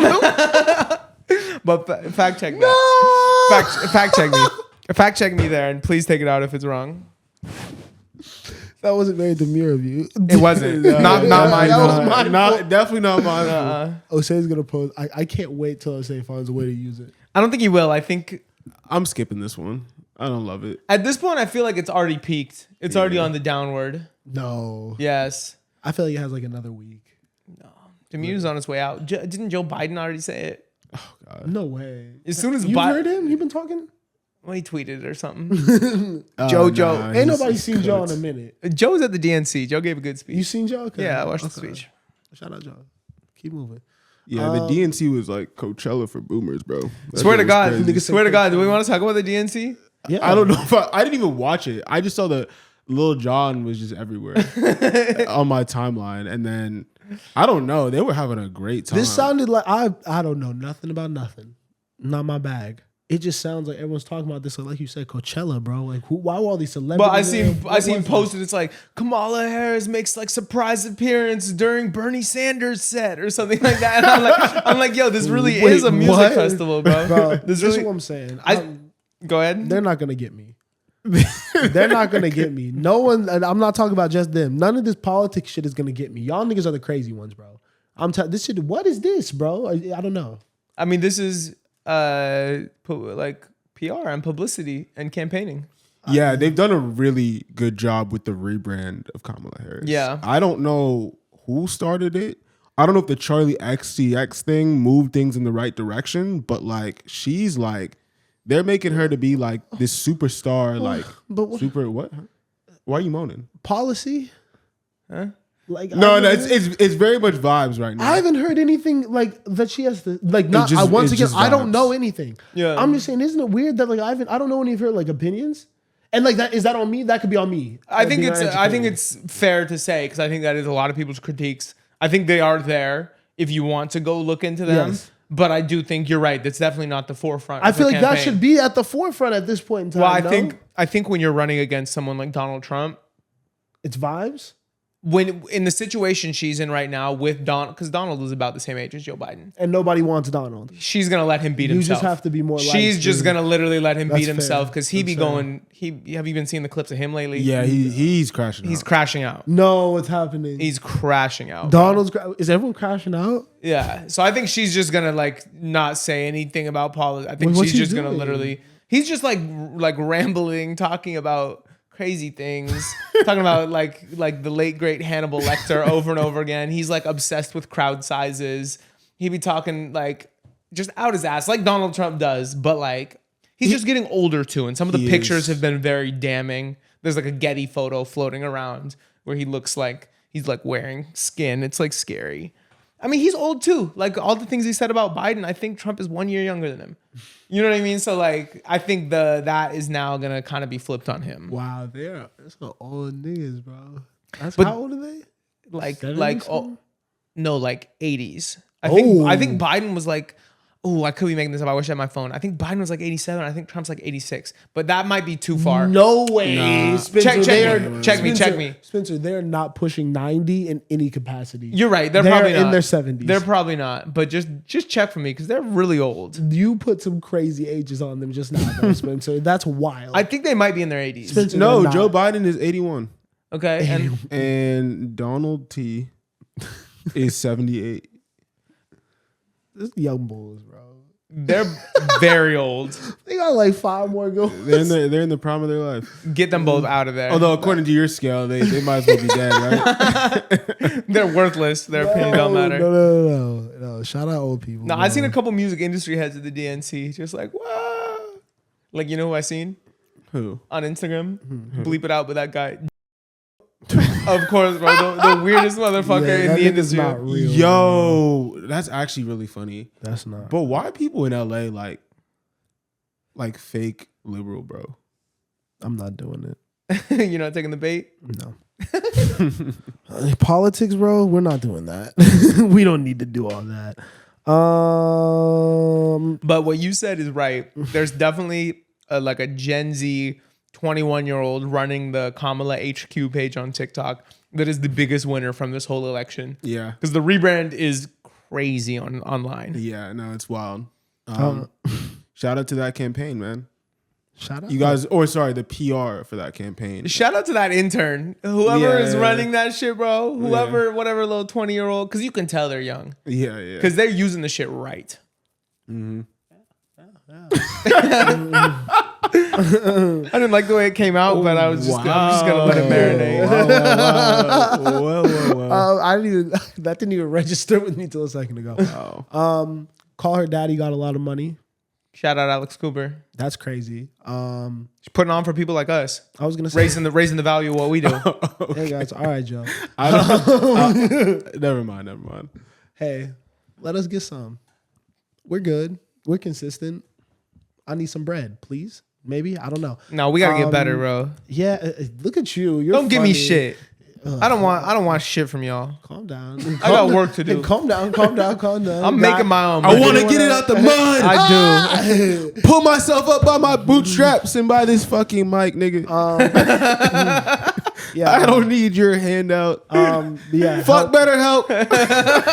You know, help please. If you're watching this far and you like us and you want to be an intern, we're looking. Or just like, share, comment, subscribe. Do that too. Help us. Hey, audio listeners, shout out to you guys. If you made it this far, you know what I mean? Fuck with you. Goat. But yeah, Call Her Daddy made a lot of money. Hey, audio listeners, give us 5 stars. Yeah, that's important. And don't forget to subscribe. This nigga's stupid, bro. Instagram at the Stereo Vision. Now we look desperate. It's like the DNC. Make sure to like, share, comment, and subscribe at the Stereo Vision on all platforms. Streaming now. Hey, yeah. Dancing for their likes. You're dancing for their subscriptions. Drop a like. What? Drop a like. The optics are disgusting Okay. right now. Run us up. Run us up. Run us up.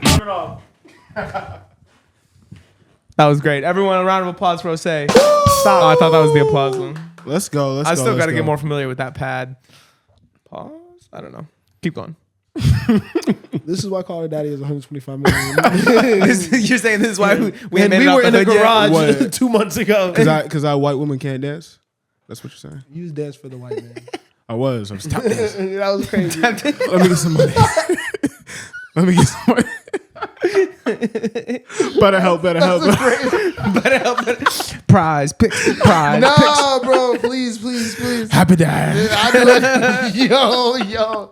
Nah, dancing for Happy Dad is crazy. That's easily we can't do that. We can't do that. Oh my god. No, we could. Yeah, we could. Hold on. My bad. You're the gang. one that wants to do a blue My chew bad, ad read. gang. My bad, gang. You wanna do Yo, the blue anybody and everybody, come fuck with us for the right price. We know our worth. Yeah. Shout out to her.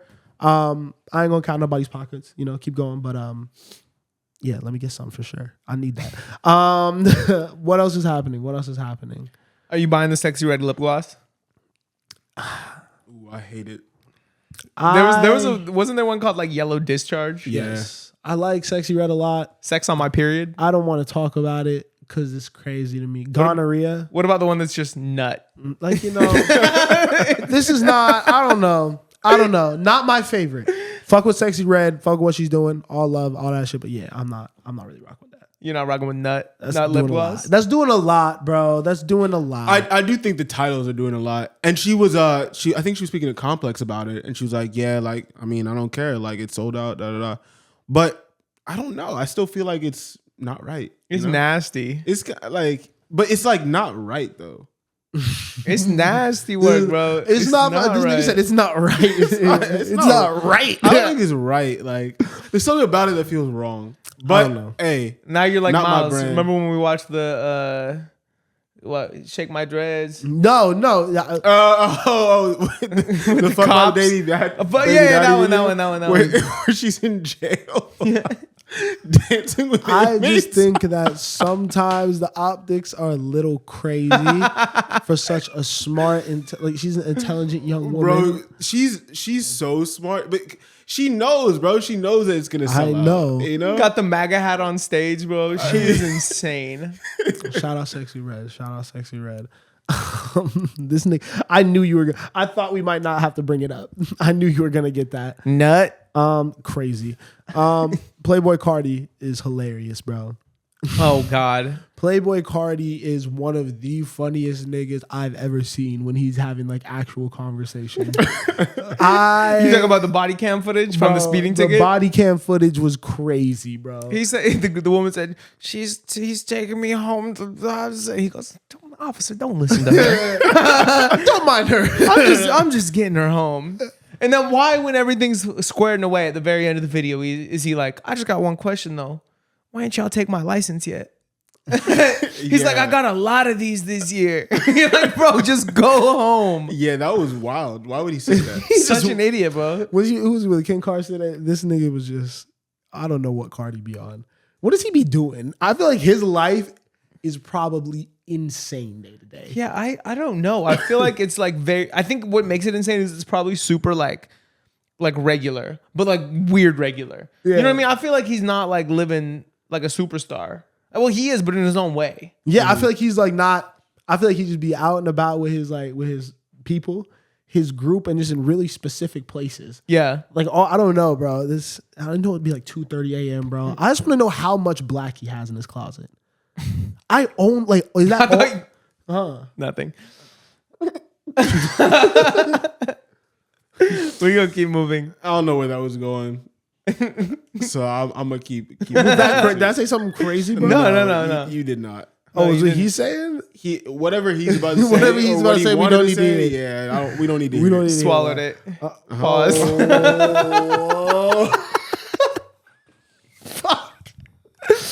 Shit. Why'd you say it like that? That's a bad look. Shit. Don't say it like that. Stop saying it like that. Yo, Cardi is wild though. Where Where do you think you would encounter Cardi? Like what time, what place? If you were ever just to randomly run into Playboy Cardi, where would you expect it to be? Oh wow, that's a good question. I would see Playboy Cardi in Maybe like the Rick Owens store, if he's got one. It's a safe answer. boring answer. This is a boring answer. I mean, it's probably where I'd run it into, you know? I feel like I'd see him at like the last fast food spot I'd expect. Like I'd run into him with the lobby of like a Wiener Schnitzel. You know what I mean? Almost as bad as what I was saying. Nah, this nigga maybe like a You don't think he buys Rick Owens? No, your answer is right. outside smoking a cigarette Outside of where? in like London, like at a very odd hour of night. Yeah, where like yeah. there's like some like dive bars, like a row of like dive bars. I could see that, like a heavy metal yeah. yeah. Dive bar, smoking a cigarette Yeah. outside. I like that. Yeah. See? Or just like Hollywood Forever Cemetery. Just like walking around. At a fucking cemetery. I hope Cardi not hanging out at a cemetery for fun. That's a fun cemetery to take a walk in. Though. Anyway, you're a psychopath, Spencer. I had a great walk in that cemetery, bro. There's peacocks everywhere. Really, there's like pyramids. Like that's where all the like celebrities like build their tombs in LA. So it's kind of like off-putting because there's like really these extravagant temples and like No way. graves and everything. That ass? Dead ass, bro. Sounds like an aura fest. Or I got a lot of aura there. okay, let's see what But I wanted to also talk about some of the dumber Playboy Cardi moments. Because it just, what I thought of when I heard him ask that question was him reportedly missing the birth of his child because he was playing Xbox with Lil Uzi Vert. That's not true. Bro, that can't be true. That's not It's too funny to be true. Didn't bro. Iggy say it? No, but she said something. Iggy, Oh, she did be say something like she that, be though. slandering this nigga. I mean, not to say it's. I don't know what that. You see the commercial she was in this week I didn't see Yeah. it. I heard about it. with the dude like hanging upside down? Yeah, was it crazy? No, I think it could have been done a little funnier, but I guess it's funny in She's throwing concept. her little shots. Funniest Playboy Cardi moments. I don't know.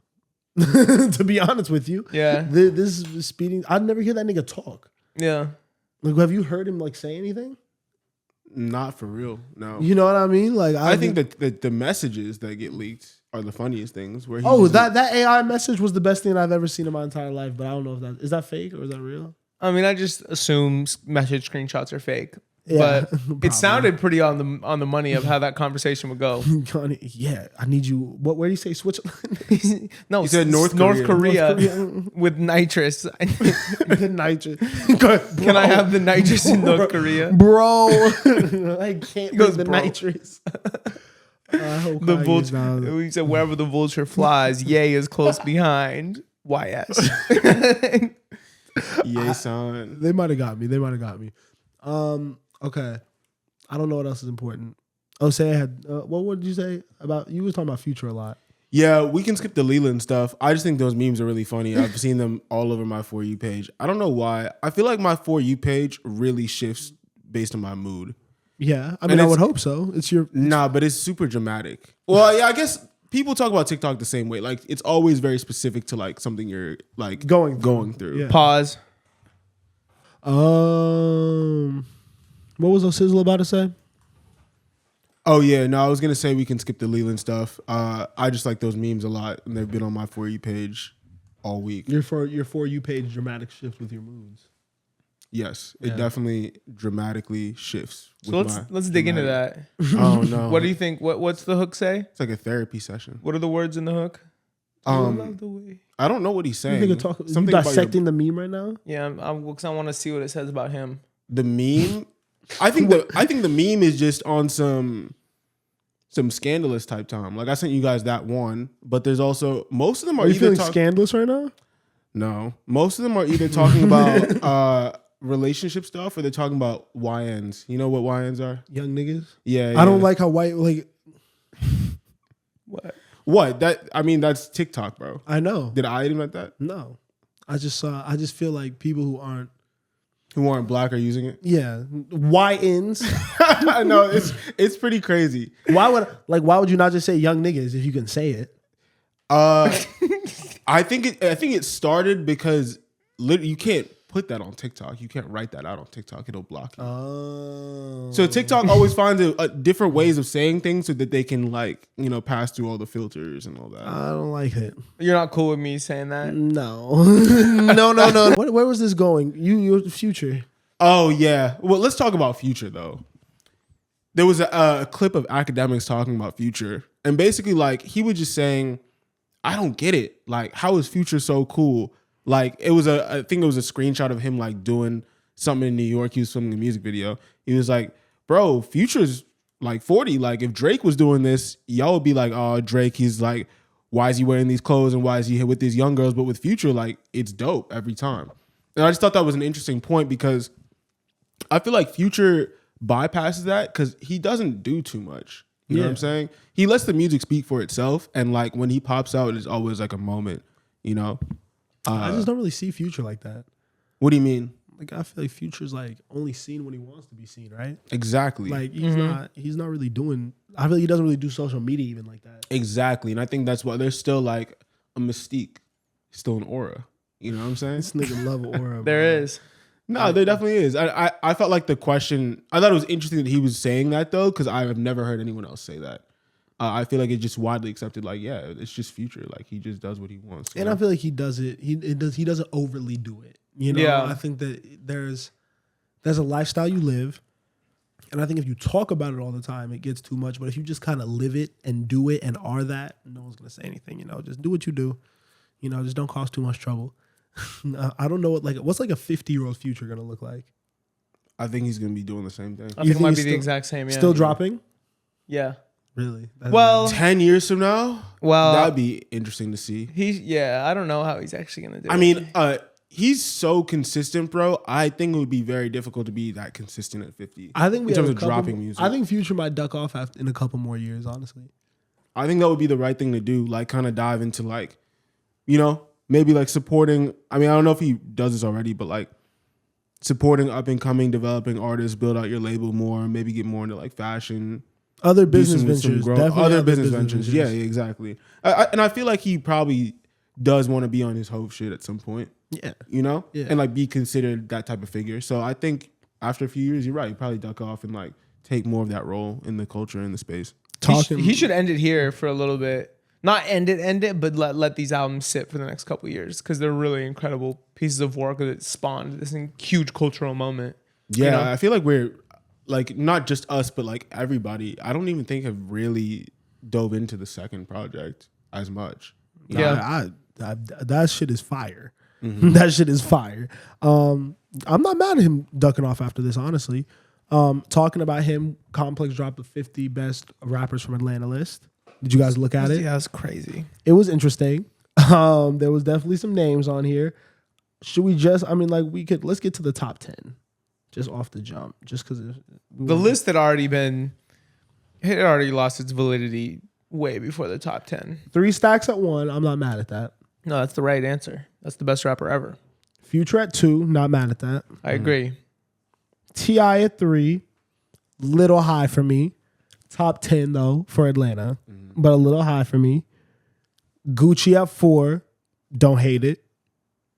I would swap those two probably, and I'm not pretending like I'm the biggest fan of either of them, but just from what I know about their influence, I would swap the two. I'd put T.I. below Gucci and Jeezy. Yeah, but I feel like that was ahead of our time, maybe. Young Thug at 6. I'd probably put him. That's young nigga bias though. Yeah, you're on wax saying he's number 1 out of Atlanta. But that's young nigga shit. I would put him 3. It's hard for me to put T.I. over Young Thug, but I do know. Well, I don't know. I don't really know. Music wise, I'm obviously I'm listening to way more Thug. I've never had but it does feel like Young. Yeah. To say that. I've never had an old head talk to me about how amazing T.I. is. Yeah. I've gotten rants about Jeezy and Gucci Mane from older people that are like, yo, these are the best rappers ever. This is everything. You know what I mean? But I haven't had that experience with an older person talking about T.I. So that's kind of how I gauge it because I obviously wasn't around for all this music. I feel like T.I. has a lot of mystique, and plus he was still dropping shit when we were coming up, Yeah. And had a lot of big verses. I don't know. He seems like his name is Mystique. I like Ludacris. I don't know if I would say he's like Mystique, like mysterious. No. Not His- Mystique. Like there's some.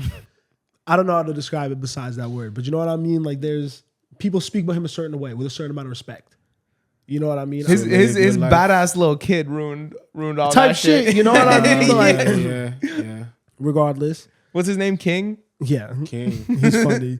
Ludacris at 7. I agree with that. That's right. Made like just hits that when we were kids, we heard that shit. Big Boy, the other half of Outkast. I might have put Outkast together. 2 Chainz at 9. I fuck with that. Lil Baby at 10. Interesting. Him 20. Savage was at 11. Playboy Cardi was at 12. I might have put Migos as a trio. I agree. I don't think you could separate them. Migos as a trio is above.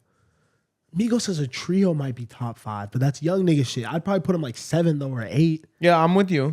I would put them Definitely over Baby. I would want to put them top 5 as a trio just because of the way they shifted the sound and the way that people rapped and the cadence. I'd put Cardi like knocking on the door. I'd put him above 21. Killer Mike should be in the top 10. Killer Mike could be in the top 10. Killer Mike has a legitimate top 10 conversation. But like, what's the difference between like Killer Mike and Sci-Hi? What you mean, like writing wise? I just mean if we're talking about people that Like the amount of good music they have out there. And this is no disrespect to Sci-Hi. No Dope on Sundays is actually a good album. yeah, But yo, Killer Mike has a lot more good music. And with Run the Jewels too. Yeah, that's true. Let's not. Killer Mike is tough. That to me is pretty well stated. CeeLo Green's not a rapper, but Yeah, all right. Jermaine Dupri, he could be way higher if you want to really talk. is he But a he's- rapper? He's more executive. I think he has like songs. Yeah. That's it. Gunna's at 20. Didn't they like start the list with Lil Nas X? Yeah. That was funny. Atlanta. Shout out y'all. Oh, we could have done that at the jump. Yeah. Oh yeah. Atlanta's getting a lot of conversation today. Shout out Atlanta, bro. What else? Any other topics anyone had? Anything people want to get off their chest? Anything you guys want to talk about before we get into the What was other your shit? last topic? Was it like why won't Osei find love?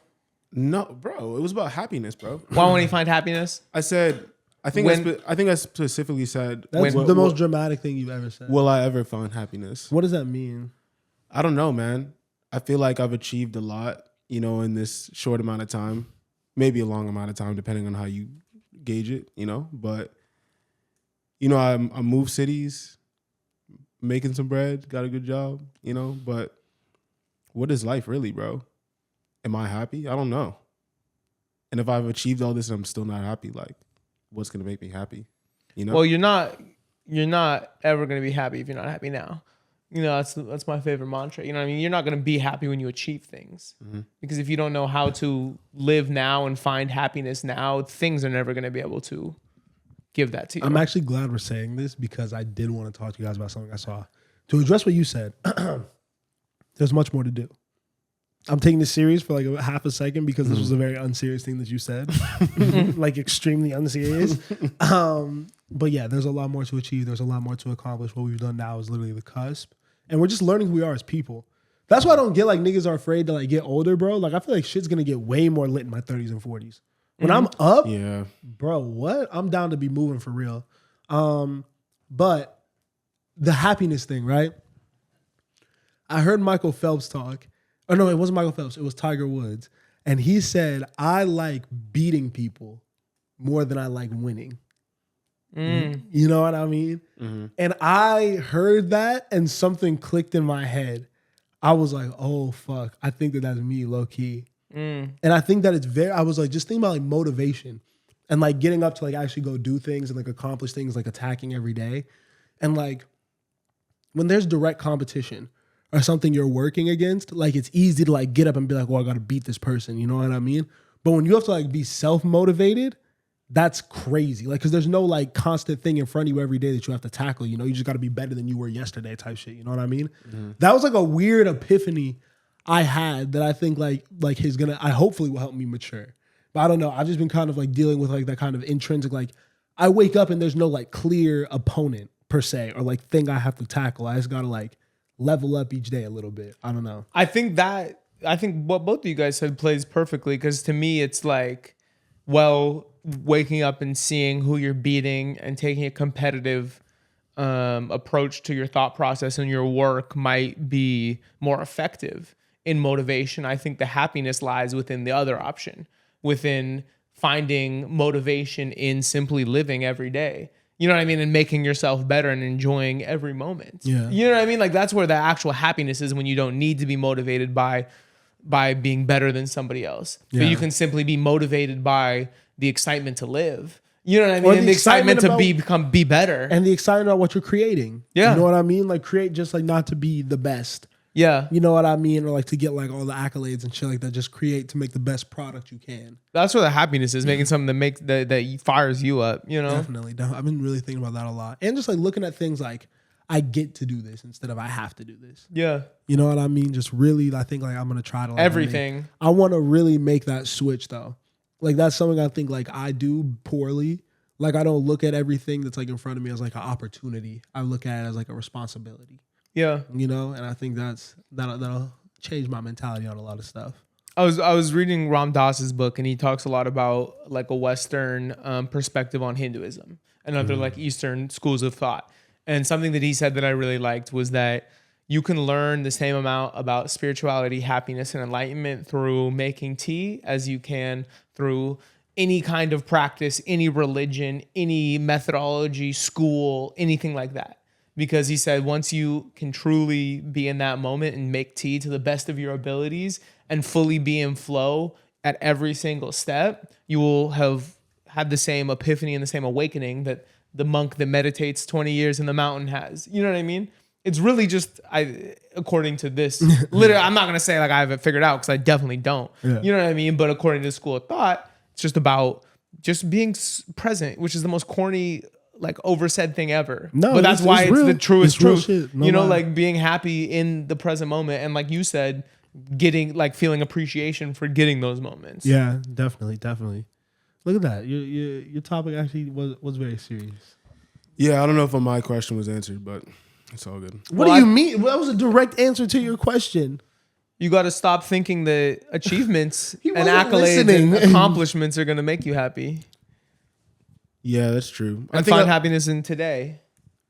Yeah, you're right. I think I find happiness in community, and that's pretty much it. So I'm gonna keep building that out. There you go. So, yeah, that's probably it for me. You should find happiness in sunlight. But that's what I'm saying. You just completely. So you said, will O'Shea ever find happiness? Yeah. And then the solution was there's happiness in every moment that we're working on trying to find and be more present and appreciate. And your response to that is, I only find happiness in community. I just think what Spencer said sounded really good and sounded like, I'm glad that you understand it, but I don't, because like, how do you apply that in practice? You know, it's more of an abstract thought. It's not. It's a gratitude thing. Mm-hmm. Saying, oh my God, that's where what I said comes in. You know what I mean? Because I think of the same way as you, right? Wake up in the morning tomorrow, it's like, fuck, I have to go to work. But if you wake up and say, no, I get to go to work. Now, instead of looking at this task as like something like, fuck, it's a responsibility, it's weighing on me, it's stressful. No, this is an opportunity that I'm grateful for that not too many people have. That'll inherently boost your mood just about going to work and doing something you do every day. You know what I mean? So if you look at everything else in life like that, cleaning your room, organizing your space, you're like, wow, I'm doing things that feed into me being a happier, better person. No, it makes sense. Makes sense. Anyway, I'll work on it. Thanks, Miles. that was, I hated that conversation. All right, what are we going to do? Are we doing weekly rotation or what do we talk about? You always say you wanted to do one first, and I don't remember which one it is. You said end with weekly rotation, right? Do Yeah. hot takes before that, and Travis. Yeah. We can do Trav. Okay. So Travis now? Yeah, you done?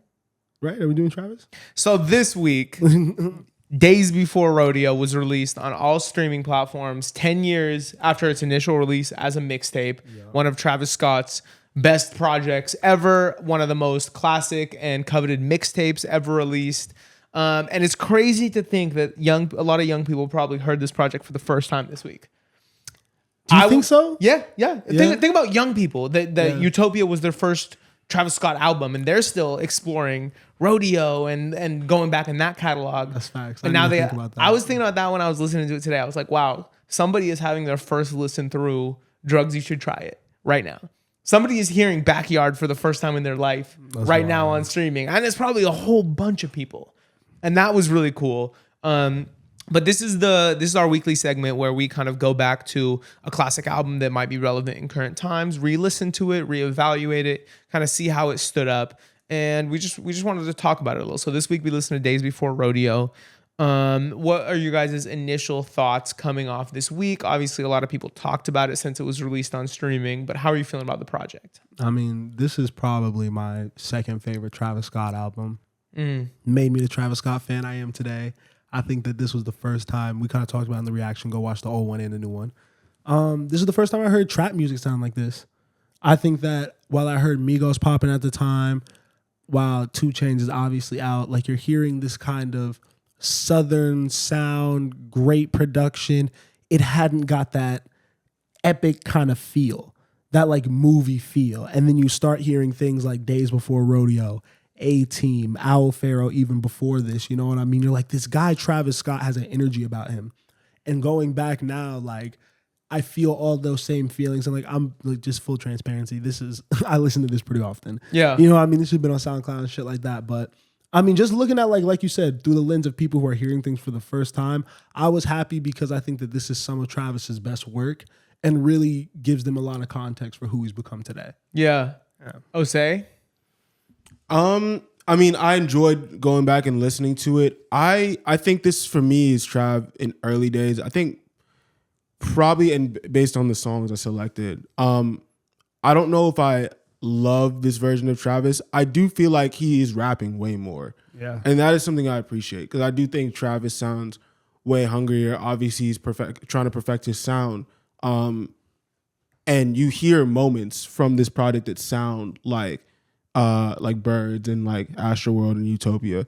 So I appreciate it for that. And I really like the new songs. Yeah. I'm not going to lie. The one, blanking on the name, bro, but the one that we all agreed across the board was the best song, Serenade. Yeah, the new songs were great. That song should have been dropped with the original project. Yeah. I'm kind of surprised they didn't make it. They said that they were from different eras. Oh, really? Like all the songs were from different eras. And they even said that the second half of Mo City Flexologist was current day Trav. But I think that the 5-pack that he dropped for that was only downloadable really, really breathed new life into the album too. Yeah. I've definitely went back and listened to this shit a lot. I really, really, like we said, love Serenade. But this is, bro, Travis Scott is a generational artist. Yeah. He really, really can't be taken for granted. And I think that when we really highlight how consistent he's been throughout the years, and like not many people's second body of work is sounding like this. No, that's a fact. Yeah, I was thinking about that today too, where I was like, is this his best project? Probably not. Probably second. I like that you said that, but it's in contention in a really competitive discography. And I was like, wow, are there really mixtapes better than this? This is that S-tier mixtape where there is not a single miss. There was one song that I was less familiar with than the rest of it because I also... Freestyle? Huh? No, Zombies. Oh. That was the one song that I hadn't like consistently played throughout my life or since it dropped. And I was like, wow, this is incredible. Yeah. Now it's a full all the way through. You know what I mean? Literally no skips. Yeah, I think this is probably my favorite mixtape of all time. Yeah, I mean, I put it behind Acid Rap, but it's probably number 2. What? Yeah. No disrespect to Chance. That album is legendary, but you're saying that Acid Rap in 2024 holds up better than Days Before Rodeo? Yeah, just to me, yeah. Subject matter, like I like what Trance is talking about on Acid Rap a little more, and it was more important to me in 2024 though. You listen to both albums back to back. Well, there's no way that I can remove what Acid Rap did for me as a hip hop fan. So like that, yes, I like Acid Rap more, but I don't want to make this about that because this is that class, tier of a mixtape. I would say, I don't know. I think Acid Rap aged not so well. Really? I went back and listened to it. I didn't like it as much. Yeah, we'll talk about Travis. It's great music though, but like it didn't hit the same as it did in high school. Yeah, I feel you. What do you think your favorite song of this mixtape is? Backyard, unquestionably, it's been my favorite song. It's my favorite Travis Scott song ever. Really? Yeah.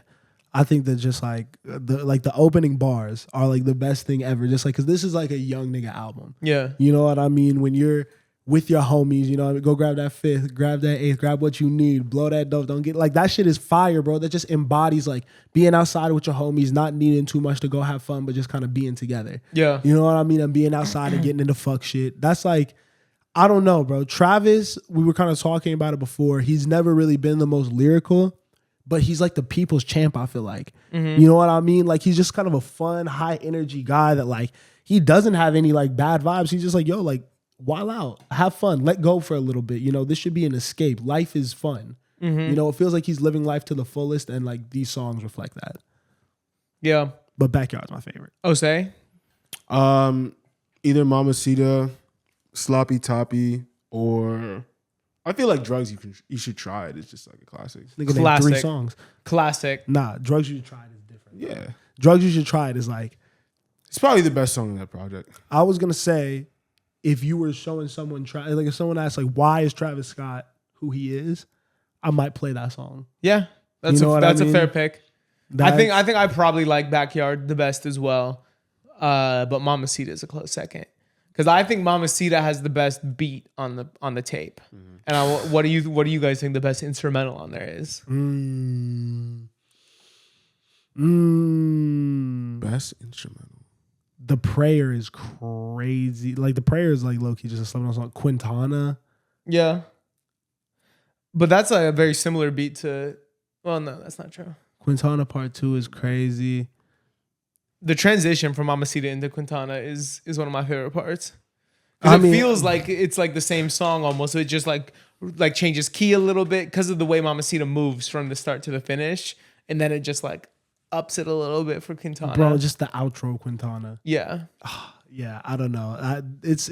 There's no misses. You hit it on the head with that. You know what I mean? This is a perfect album. There, Yeah. there. Perfect trap album for the time too. Yeah. Very necessary for the genre. Favorite feature Rich Homie Quan. on what song's he on? Mamacita. Oh, that's right. Crazy. It's not even close. It's Young Thug on Skyfall. Yeah, Thug's good on Mamacita too. Yeah, but it's Young Thug on Skyfall. I just feel like the fucking Rich Homie Quan era, like that's his peak, bro. You know what I'm saying? That's peak Rich Homie Quan. That is debatably the best Young Thug verse ever. On Skyfall? Yes. Debatably. I'm not arguing. I just said what's the best feature, in my opinion. I've never thought of it like that. I think it's great. Yeah, I'm not mad at that. Migos on Sloppy Toppy is also fire. Insane. Fire. Perfect. Travis was really locked in with his people, and he stayed locked in with them, and they've all aged great together. Yeah. You know, like Quavo and Travis, even still, Young Thug and Travis, even still today. Like Metro's on this project. Metro bodied that. Yeah. It's Travis is always that connective tissue. You know, Yeah. he's dope. It was cool to see the way he rolled this out too. Yeah. For the 10-year anniversary with a merch bundle, collab with Spider, with a D2C $5 5-pack. I really liked the way that they kind of breathed new life into this album and kind of made it a really big moment. I mean, because I think he recognized how big this was. Yeah. I think that this is one of them, you know, and as we get away from the era of the mixtape where you're dropping everything the same way, I think that Travis really needed to highlight, like, yo, this changed the game. Like, what you're hearing now, like, a lot of these niggas is my sons for real, you know, and this started the shit. Yeah. Whatever you tripping off them doing now, like, bro, like, this is what we were on, you know, and not on even no condescending shit, but like, he knows what this is worth and how quality this music was. So I love that he's taking the time to really, like, show this moment, like, the love it deserves. Yeah, me too. Any other thoughts on Days Before? I just think that Travis is entering that era. He's entering that time. I think that if he could get like one more really crazy album, we're going to have to start talking about him differently. Yeah. Really, really, I have to put some respect on his name and what he's done for what, 10 plus? 10 years, yeah. That's a thing. Because this is like, he came out of what, 2012, 2013? I mean, this came out in 2014, 2014, yeah. right? I think this was 2013. 2014. Okay. Yeah. Yeah. 10 years, bro. Yeah. Awesome. Crazy 10-year run. Crazy 10-year run. Well, let's celebrate it a little by talking about some of these songs. Okay. This is our Travis Scott song draft. Basically, if you watch the podcast, you know how this works. We do a snake draft. We normally start with Osei. Do you still want the first pick today? No, I want the first pick. You want the first pick? I want the first pick. I haven't gotten it yet. I haven't gotten it either, but you got the first pick. And then who's going second? You got it. I'll take the second pick. But yeah, we go snake style. So it's going to be Miles, Spencer, Osei, Spencer, Miles. We're going to do that for 4 rounds. Whoever can make the best 4-song team wins. So let us know in the comments whose list you liked best. I'm excited. I'm going to just start off the jump really strong. Something that everybody knows is great, undeniable. Maria, I'm Drunk, first pick. Great song. Great song. What's the best verse? It's probably Young Thug. What about Bieber? Bieber slid, bro. That's the best Justin slid. Bieber verse ever. I don't want to hear any other arguments. For sure. That's one of my favorite songs to play at the pregame. 100%. You know, 100%. Sets the tone. Maria, Sets the tone pregame. immediately. Nah, Justin Bieber, hey. Black Justin Bieber is one of my favorites. For my first pick, I'm gonna go same album and I'm gonna grab 90210. Awesome pick. Just a classic. Awesome pick. That's the one. Like Drugs You Should Try It plays too. But if I'm gonna show someone why Travis Scott is Travis Scott, I'm gonna play them 90210. Yep. Cool. For my pick, I'm gonna go with something a little bit more recent. I'm going with Skeletons. I did really want that one. Yeah, I think it's a little bit of a. I wouldn't even call it deep cut for real. It's a deep cut. No, I think that's a deep cut for but sure. But it's one of the highlights of Astroworld. Yeah, it's the highlight, and for me, it's interesting because I definitely feel like Astroworld, the songs that get picked up are the ones that are a little bit more like high energy. You know what I'm saying? Obviously, like Sicko Mode's a standout, and like the Juice WRLD song and all that shit. But like, I feel like the best parts of Astroworld for me are the lows, the more mellow songs that you get. Like Skeletons, I think Coffee Bean kind of like is in that category. And yeah, it's one of my favorite Travis Scott songs, I would say. I love that song. So good little weekend at the end of that, right? No, not. What am I thinking? Let's Wake Up. No, but yeah, he's at the end of Skeletons too. Oh no, you're right. You are right. Yeah, Skeleton's fire. You don't always correct me and shit. Why do you ask? I had to just make sure I was right. Whatever. Oh, so you got another pick now? Another pick. All right, let me see. This nigga's unprepared. No, I have my list. I just want to see what I want to say next. You know what? I'm gonna do it. I did it last time, but I'm gonna do it again. For my number 2 pick, I'm gonna go with Gotti by Travis Scott, and it's got Pop Smoke on it. I love that song, bro. It's an amazing song. Amazing Pop Smoke verse. This was when Pop Smoke was obviously hot in the streets. Travis grabbed him and made a moment out of, everything that was going on with him. R.I.P. Pop. But like R.I.P. Pop. Yeah. Rip Pop. Amazing song, amazing party song, high energy. Everything I loved about Pop Smoke, and one of my favorite Travis Scott songs. So Spencer. For my second pick, I'm taking Drugs You Should Try It. Yeah. Just building a pretty classic list of Travis songs here, but I would feel bad leaving this on the table. And I really like my 2. I feel like that's a pretty strong one too, but I'll kick it to you, Miles. Okay. So I don't know how I always want to approach these. Sometimes I'm like, you could go just like popular. What's going to get the people? You know what I mean? You got to get a couple of those at least. You know what I mean? I feel like Maria, I'm Drunk was that. And I got back-to-backs. Yep. I got Bike to Bikes. I could do the whole rodeo album. I'm not gonna. I want to bounce around. All right, I'm gonna do. I already got a Young Thug. I'm gonna go. Sorry, guys. You call it say I'm prepared. Because now I have options. All right, I'm gonna go way back. Off Birds in the Trap. I wanted that. Night. That was going to be my next pick. That was going to be my second pick. And then my third pick, I'm going to bounce to Days Before. And I can't leave out what I'm saying is my favorite Travis Scott song. No, you can't. I'm going to get Backyard at my third pick. Yeah, you got a good 3. You got a good 3 going. Yeah, so I always get fucked up really trying to include something from every album. I always do it. You know what I mean? Because it only feels right. But it makes things a little harder, but it's the right thing to do. Ooh. I just hope I get my last pick. I hope I get my last pick.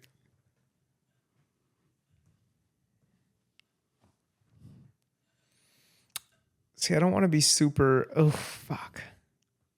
Oh, but I'm unprepared. Lame ass nigga, bro. This shit is hard, bro. I'm not gonna lie. I know. I don't know what I'm gonna do with my last pick. I could go so many different ways. I'll say, do you know what you want? Do you have 2 picks? You have back to back, right? Yeah, he's gonna get back to back. I just did 2. As long as I don't swipe one of them. Ooh, what do I want to do? What do I want to do? I want to get some vibes. Oh, don't do it. I know what I'm gonna do. I want to get some vibes, and I think Osei is gonna get some vibes too. I think Osei is gonna. I think he's gonna steal at least one of mine. That's why I didn't. And that's why I fucked up. Because I did give Osei. I gave Osei a lob. Yeah. This is. But you got. I think we almost should let Osei pick it. I think that's Osei's. That's Osei's bag. Fuck it. I'm taking first take off Birds. Oh, okay. Okay. I like that song. I love that song. I love Lil that song. Mama. Where from Lil Mama? Come Nah, on. that shit crazy. You and me, baby, mono, we mono. Fuck, bro. Bryson. Yeah. Bryson and Trav, I needed that one. You have the turn, right? Or No, Osei's got back-to-backs. Back to back. Man, I need a little moment because my songs were both taken. Right there. What were your 2 First songs? take and Way back. yeah. Damn. Yeah, no, This dude loves Birds. This is crazy. Yeah, man. Way back from me. Nah, I had to get way back. I wanted way back. I wanted way back. Way back in the ends is a crazy way to start that album. Yeah. That's insane. For my 4th pick, I'm gonna do "Piss on Your Grave." That's a good pick. That's a really good You pick. don't like that song? I do like that song a lot. Why are you laughing? This is a really funny pick. I really like that song. No, it's a good one. I mean, I wanted to do more vibey Travis Scott, but like, I do think he's got some really dope turn up songs. Obviously, that's his bag. It's not always my bag, but I think "Piss on Your Grave" with Kanye is like one of their best collaborations. That's a crazy Kanye vibe. There's not too many songs I listen to when I'm like angry or like upset. That's a song that'll I don't know. That satisfies me. Definitely in those moods. You? Yeah, for my 4th pick, I'm sitting over here trying to figure out what Astroworld song I'm gonna pick. Fuck that. I'm gonna stay true to myself. My 4th pick is "Hell of a Night" from Al Faro. That's a great pick. That's a great pick. I am gonna pick an Astroworld song. I'm gonna go Yosemite. Yeah. I thought We're you gonna might pick wanna? that one. I think that was a moment when that album came out. That was a Man, vibe. there was honestly just too many to pick up Astroworld because I was thinking maybe even Stargazing. I know it's love that overplayed, one. but it's such a good song. Carousel, Yosemite, Can't Say. I almost got Coffee Bean, honestly. I thought about Coffee Bean too. Coffee Bean's a personal pick. I love that song. I was mad you mentioned it. When you said it, I was like, fuck, bro. I thought he was gonna take Coffee Bean I and was First afraid. Take. I thought you were gonna take Yosemite for sure. No. Okay, so what are our 4s? I had the first pick. I went Maria, I'm Drunk, Backyard, Way Back, and Yosemite. Yep. I got 90210, Drugs You Should Try It, First Take, and Hell of a Night. Okay. And then I had Skeletons. Wait, in order, right? My bad. I fucked up. I think that was your right. Skeletons was your first pick. It was. My bad, guys. I got fucked up because you guys actually took my shit back to back. But it's not your fault. It's my fault. Okay. Don't beat yourself up over there. No, I'm stressed, bro. And my picks were Skeleton, Gotti, what was it before? Oh, okay, got it. My picks were Skeleton, Gotti, Mamacita, and Piss on Your Grave. Nice. Very intense. I thought you were gonna be vibey. But I know that is intense, Travis. No. I'm surprised we didn't get SDP Interlude Extended from you. That's an incredible song. Wow. The only ones that Beebs in the Trap. When that do you remember when that was a thing? No. What? Yeah, it was definitely a thing, but Niggas were listening to that song crazy. That was a hilarious song. Doesn't Nav say nigga in that song? yeah. Crazy. Pick up the phone. Pick up the phone. We had we snubbed that from both our Young Thug and our Travis Scott song draft. Yeah, that's gonna get documented for sure. I had to fight myself to not do Oh My Diss Side or Impossible. Apple Pie I thought about. Rodeo is like the right answer. Like you could do this all off. Yeah, Rodeo. yeah. I wanted to do Pray for Love. Yeah. I Oh my love that God. song. Oh my God.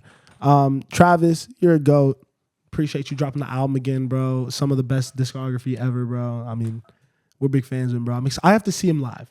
Yeah, I hope he takes. I this saw on him tour. at SoFi. It was great. I have to see Travis Scott live. Like he might be like top 3 artist for me.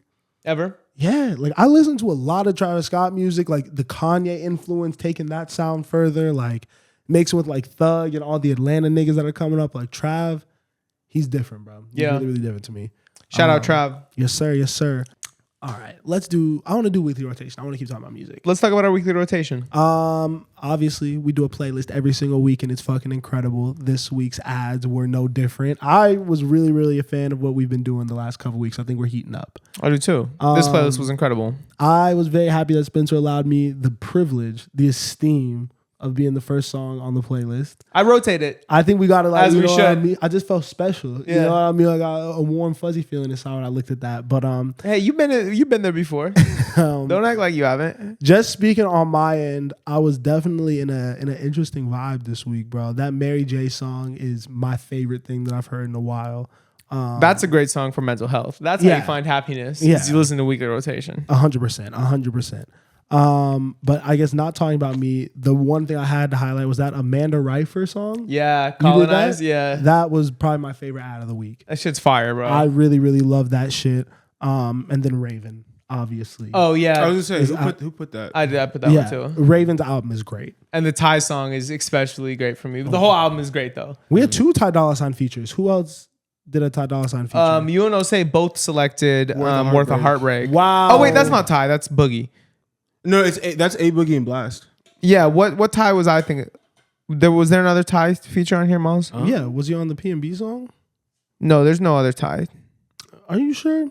Yeah, no more Ty. Maybe I'm tripping, but yeah. I'm glad Ty's you better both than that. selected Worth a Heartbreak because that Yes. is definitely one that is having some legs from Mustard's album. That's really good. Amazing.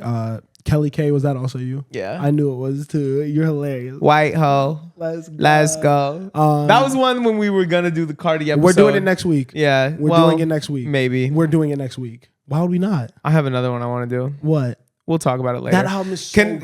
Talking about the weekly rotation, Osei put Residuals by Chris Brown on here, and wow, I'm a Chris Brown fan now. It took me 24 years of life to figure out that this guy makes slaps, bro. I'm just glad I had like an OG in my life to really show me the ropes when dealing with Mr. Breezy. I think that You're not gonna let him respond? This isn't about you. Nah, he definitely interrupted me, right? That's crazy. It's not about him. Listen, young boo, you know what I'm saying? For those of us that came up in Virginia off that Chris Brown, bro, you know what I'm saying? but he was talking about some Usher. He's one of them ones, bro. So just dive in that catalog. It's definitely deep. This man drops 50 track albums, you know? Yeah. So you got plenty to work with. But Residuals is one of my favorite songs right now. I hope that there's some people who've been watching that can see these niggas on camera switch up. Well, I'm admitting right now to the switch up. You're fine. You're fine. This nigga be talking spicy about Chris on camera. What did I Residuals. do? Huh? What did I do? You know what you should do? You should pull up all the clips I've said of Chris Brown. I be big up put in it Chris in there. Brown all the time, and I feel like I'm on an island. Miles, Real It's Feel, untrue. Real Feel by Skywater. That album keeps going, bro. I love and that album. that's probably my favorite song on the album. Shout out Skywater. What else? Oh, say I didn't know this PNB Rock song, and I shit know was this fire. album, but I'm not familiar with Scrubs, so I'm glad you put that on there. Yeah, it's a great song. Reminds me of a time, man. So Yeah, The Nascent Every album is word. good. every word. you listen to that album? Yeah, that shit is good. It's really good, I right? really like it. He's a crazy producer. Is he Houston? No, he might be out here. I don't know where he's at. That Red Veil song came back into my life. I really, really like that. Morphine is so good. Yeah. Bathe. Is that you? Yeah. Yeah. That was a great song. Were you familiar with them? No. So fire, bro. Such a good vibe. I wanted to talk to you guys about something I added this week, which was Goose Creek by Jace. Yeah. Do you guys like Jace? Fine. I think that's his best song. I think that was cool because I had always lumped him in with the Cardi Babies and the Underground. But I'm like, oh, this actually appeals more to what I listen to and like why I like Babyface Ray and why I like the more like the Detroit rap, just like what he's actually saying. But the production is a little bit more like glitchy modern, you know. So I was like, maybe I'm gonna really like this guy. I think that he's a talented artist for sure. That song is fire. That song is very, very tough. What else is there? The PNB Rock song was great. The No Cap song was really, really good. Hardest to Love was USA. Yeah. Why you feel? What made you feel hardest to love this week? I mean, that's just how I feel, bro. That's kind of the bag I'm in, you know? But we keep going, you know what I'm saying? I like that you put Red Moon on there.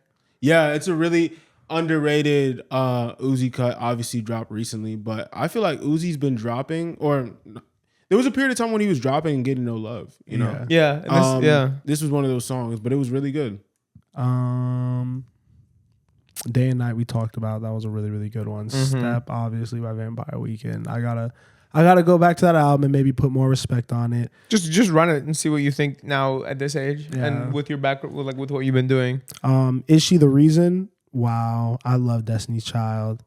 Rain, Vincent, Mac Miller came into your life actually because I heard Terrence play it, and when Terrence played, I was like, wow, I've not heard the song in forever, bro. Right, that's like maybe I'm not gonna do that, but. That is one of the better songs on Faces. And there's a lot of really, really strong songs on there. Who did Taste? Me. Yeah. I love that song. I love that song. Tech is on a run. Yeah. It was a good one. November? Yeah, it was me too. You're hilarious, bro. You're hilarious. That was my Tell me, what's your November? That was my favorite song on first listen to Flower Boy. It's a pretty incredible song. It's so hard to pick a favorite off that album. It's like impossible. That's why I really struggled with the Tyler song draft. And that's what made me think that Flower Boy might be. It has his best single songs. I'll backstep my statement that it's his best album because I do think Igor plays better as a whole. But Flower Boy has his most easy to play songs. Yeah, I agree. Who did Hate the Game? Was that you? Yeah, it was me. What the fuck, bro? I go back to that Punk album and there's always songs that that's a good album.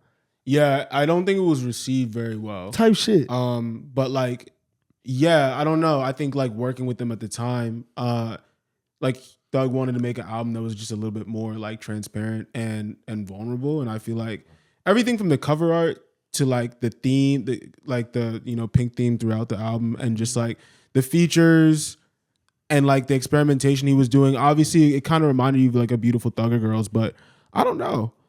I felt like this album was super underrated. Yeah, I was gonna maybe say. it's because it didn't have like a traditional like hit record or off of it. I don't know, but like, I think you know what the issue was. Looking back on it, I feel like people gravitated toward Bubbly, and the rest of the album doesn't sound like that.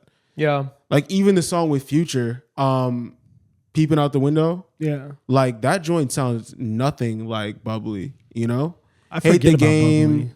Fifth Day Dead. Yeah, bro. Dropping Jewels is my shit. Yeah, that's really the one. That's the best song on there down there. I need to go back to this album because I haven't listened to this since it came out. Was Living It Up not a hit? Did that one not?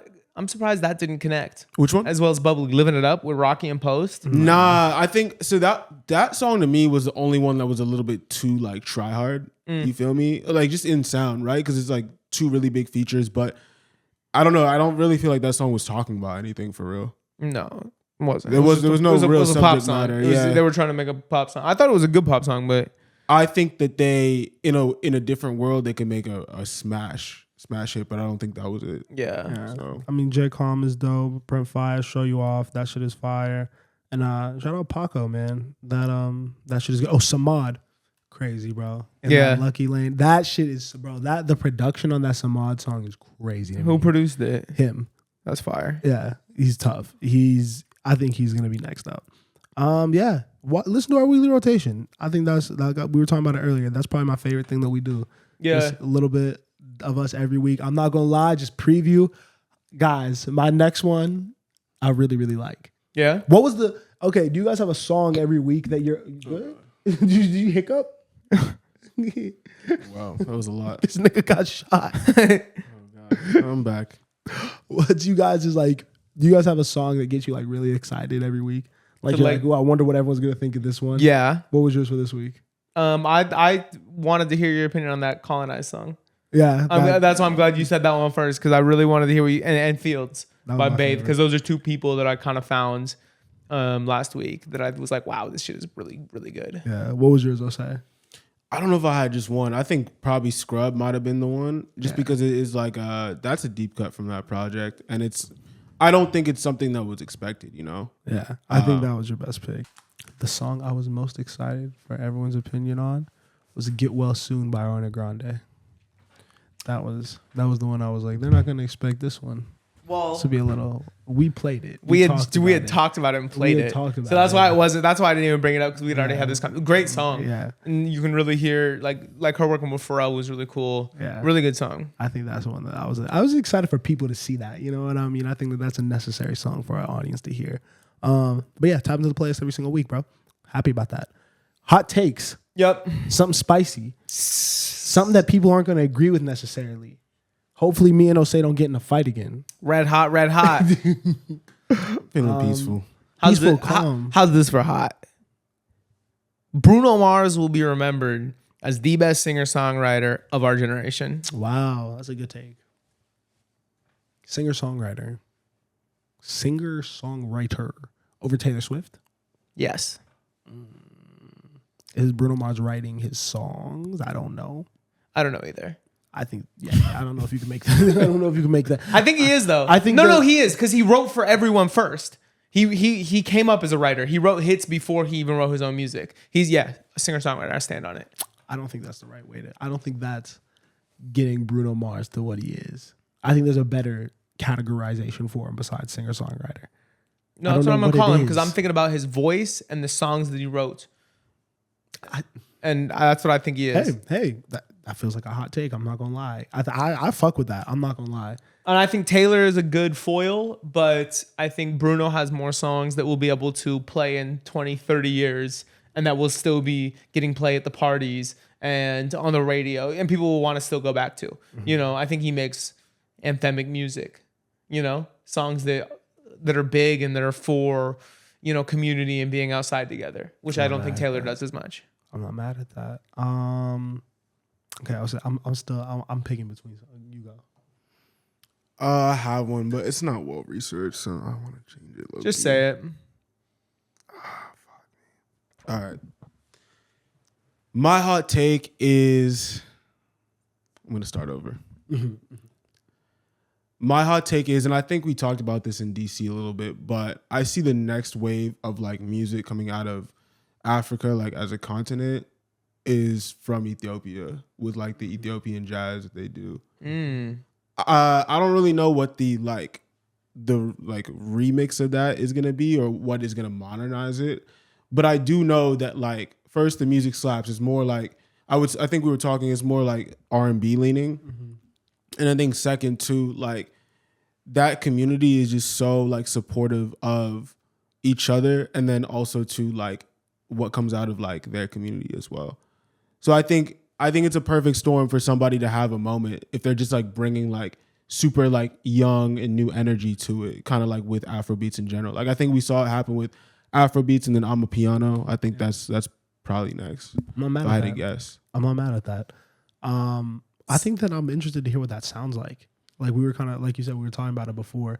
I think that adding some like drums to that and like just kind of modernizing the genre, but keeping the essence of like what they're talking about is going to be a crazy experiment with like some younger people coming up in that.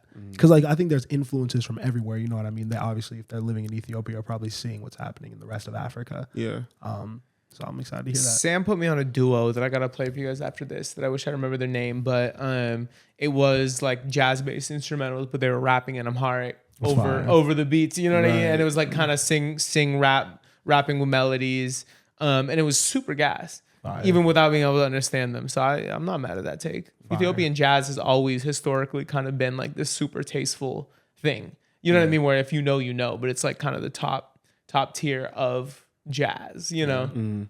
I think, my hot take is people are talking a lot about, obviously, New York with Sexy Drill. Atlanta's been having a moment. Not like us. The West Coast is going up. But I think that Virginia, DMV area, obviously is having a lot of rising young stars. But the place that's next up that's really going to put like the whole country on notice, that's about to really be producing a lot of young artists, is going to be Florida. I think that Florida's really, really about to have a moment. I think Boss Man D-Lo. I think Low Shimmy getting a little bit more shine. Tia Corinne, obviously. I think that there's something brewing down there. Isaiah Falls in the R&B space a little bit. I think there's something really, really special going on in Florida, and I think that they're about to really, really break through in a big way. I like that. I think Texas is still top of my radar for like the next scene to really explode, but I could see it being Florida too for a lot of the same reasons. Like a lot of people are just moving out to those spots too. You know, I think that Texas and the DMV are hot right now, but I just think that Florida has the ability to like just do something crazy because this Boss Man D-Lo shit is real. The only comparable thing to it right now seems like Big X the Plug.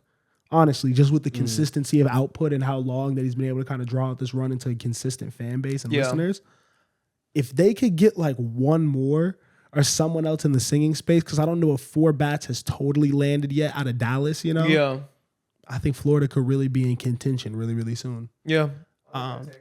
Easy, man. Easy, man. That was a good episode, man. Do we have any last thoughts? Those were super calm hot takes. Nobody wants to fight about anything. Nah, I think these are all. I think these are actually pretty good hot takes. Where it's like, okay, I could see what you're saying. Yeah.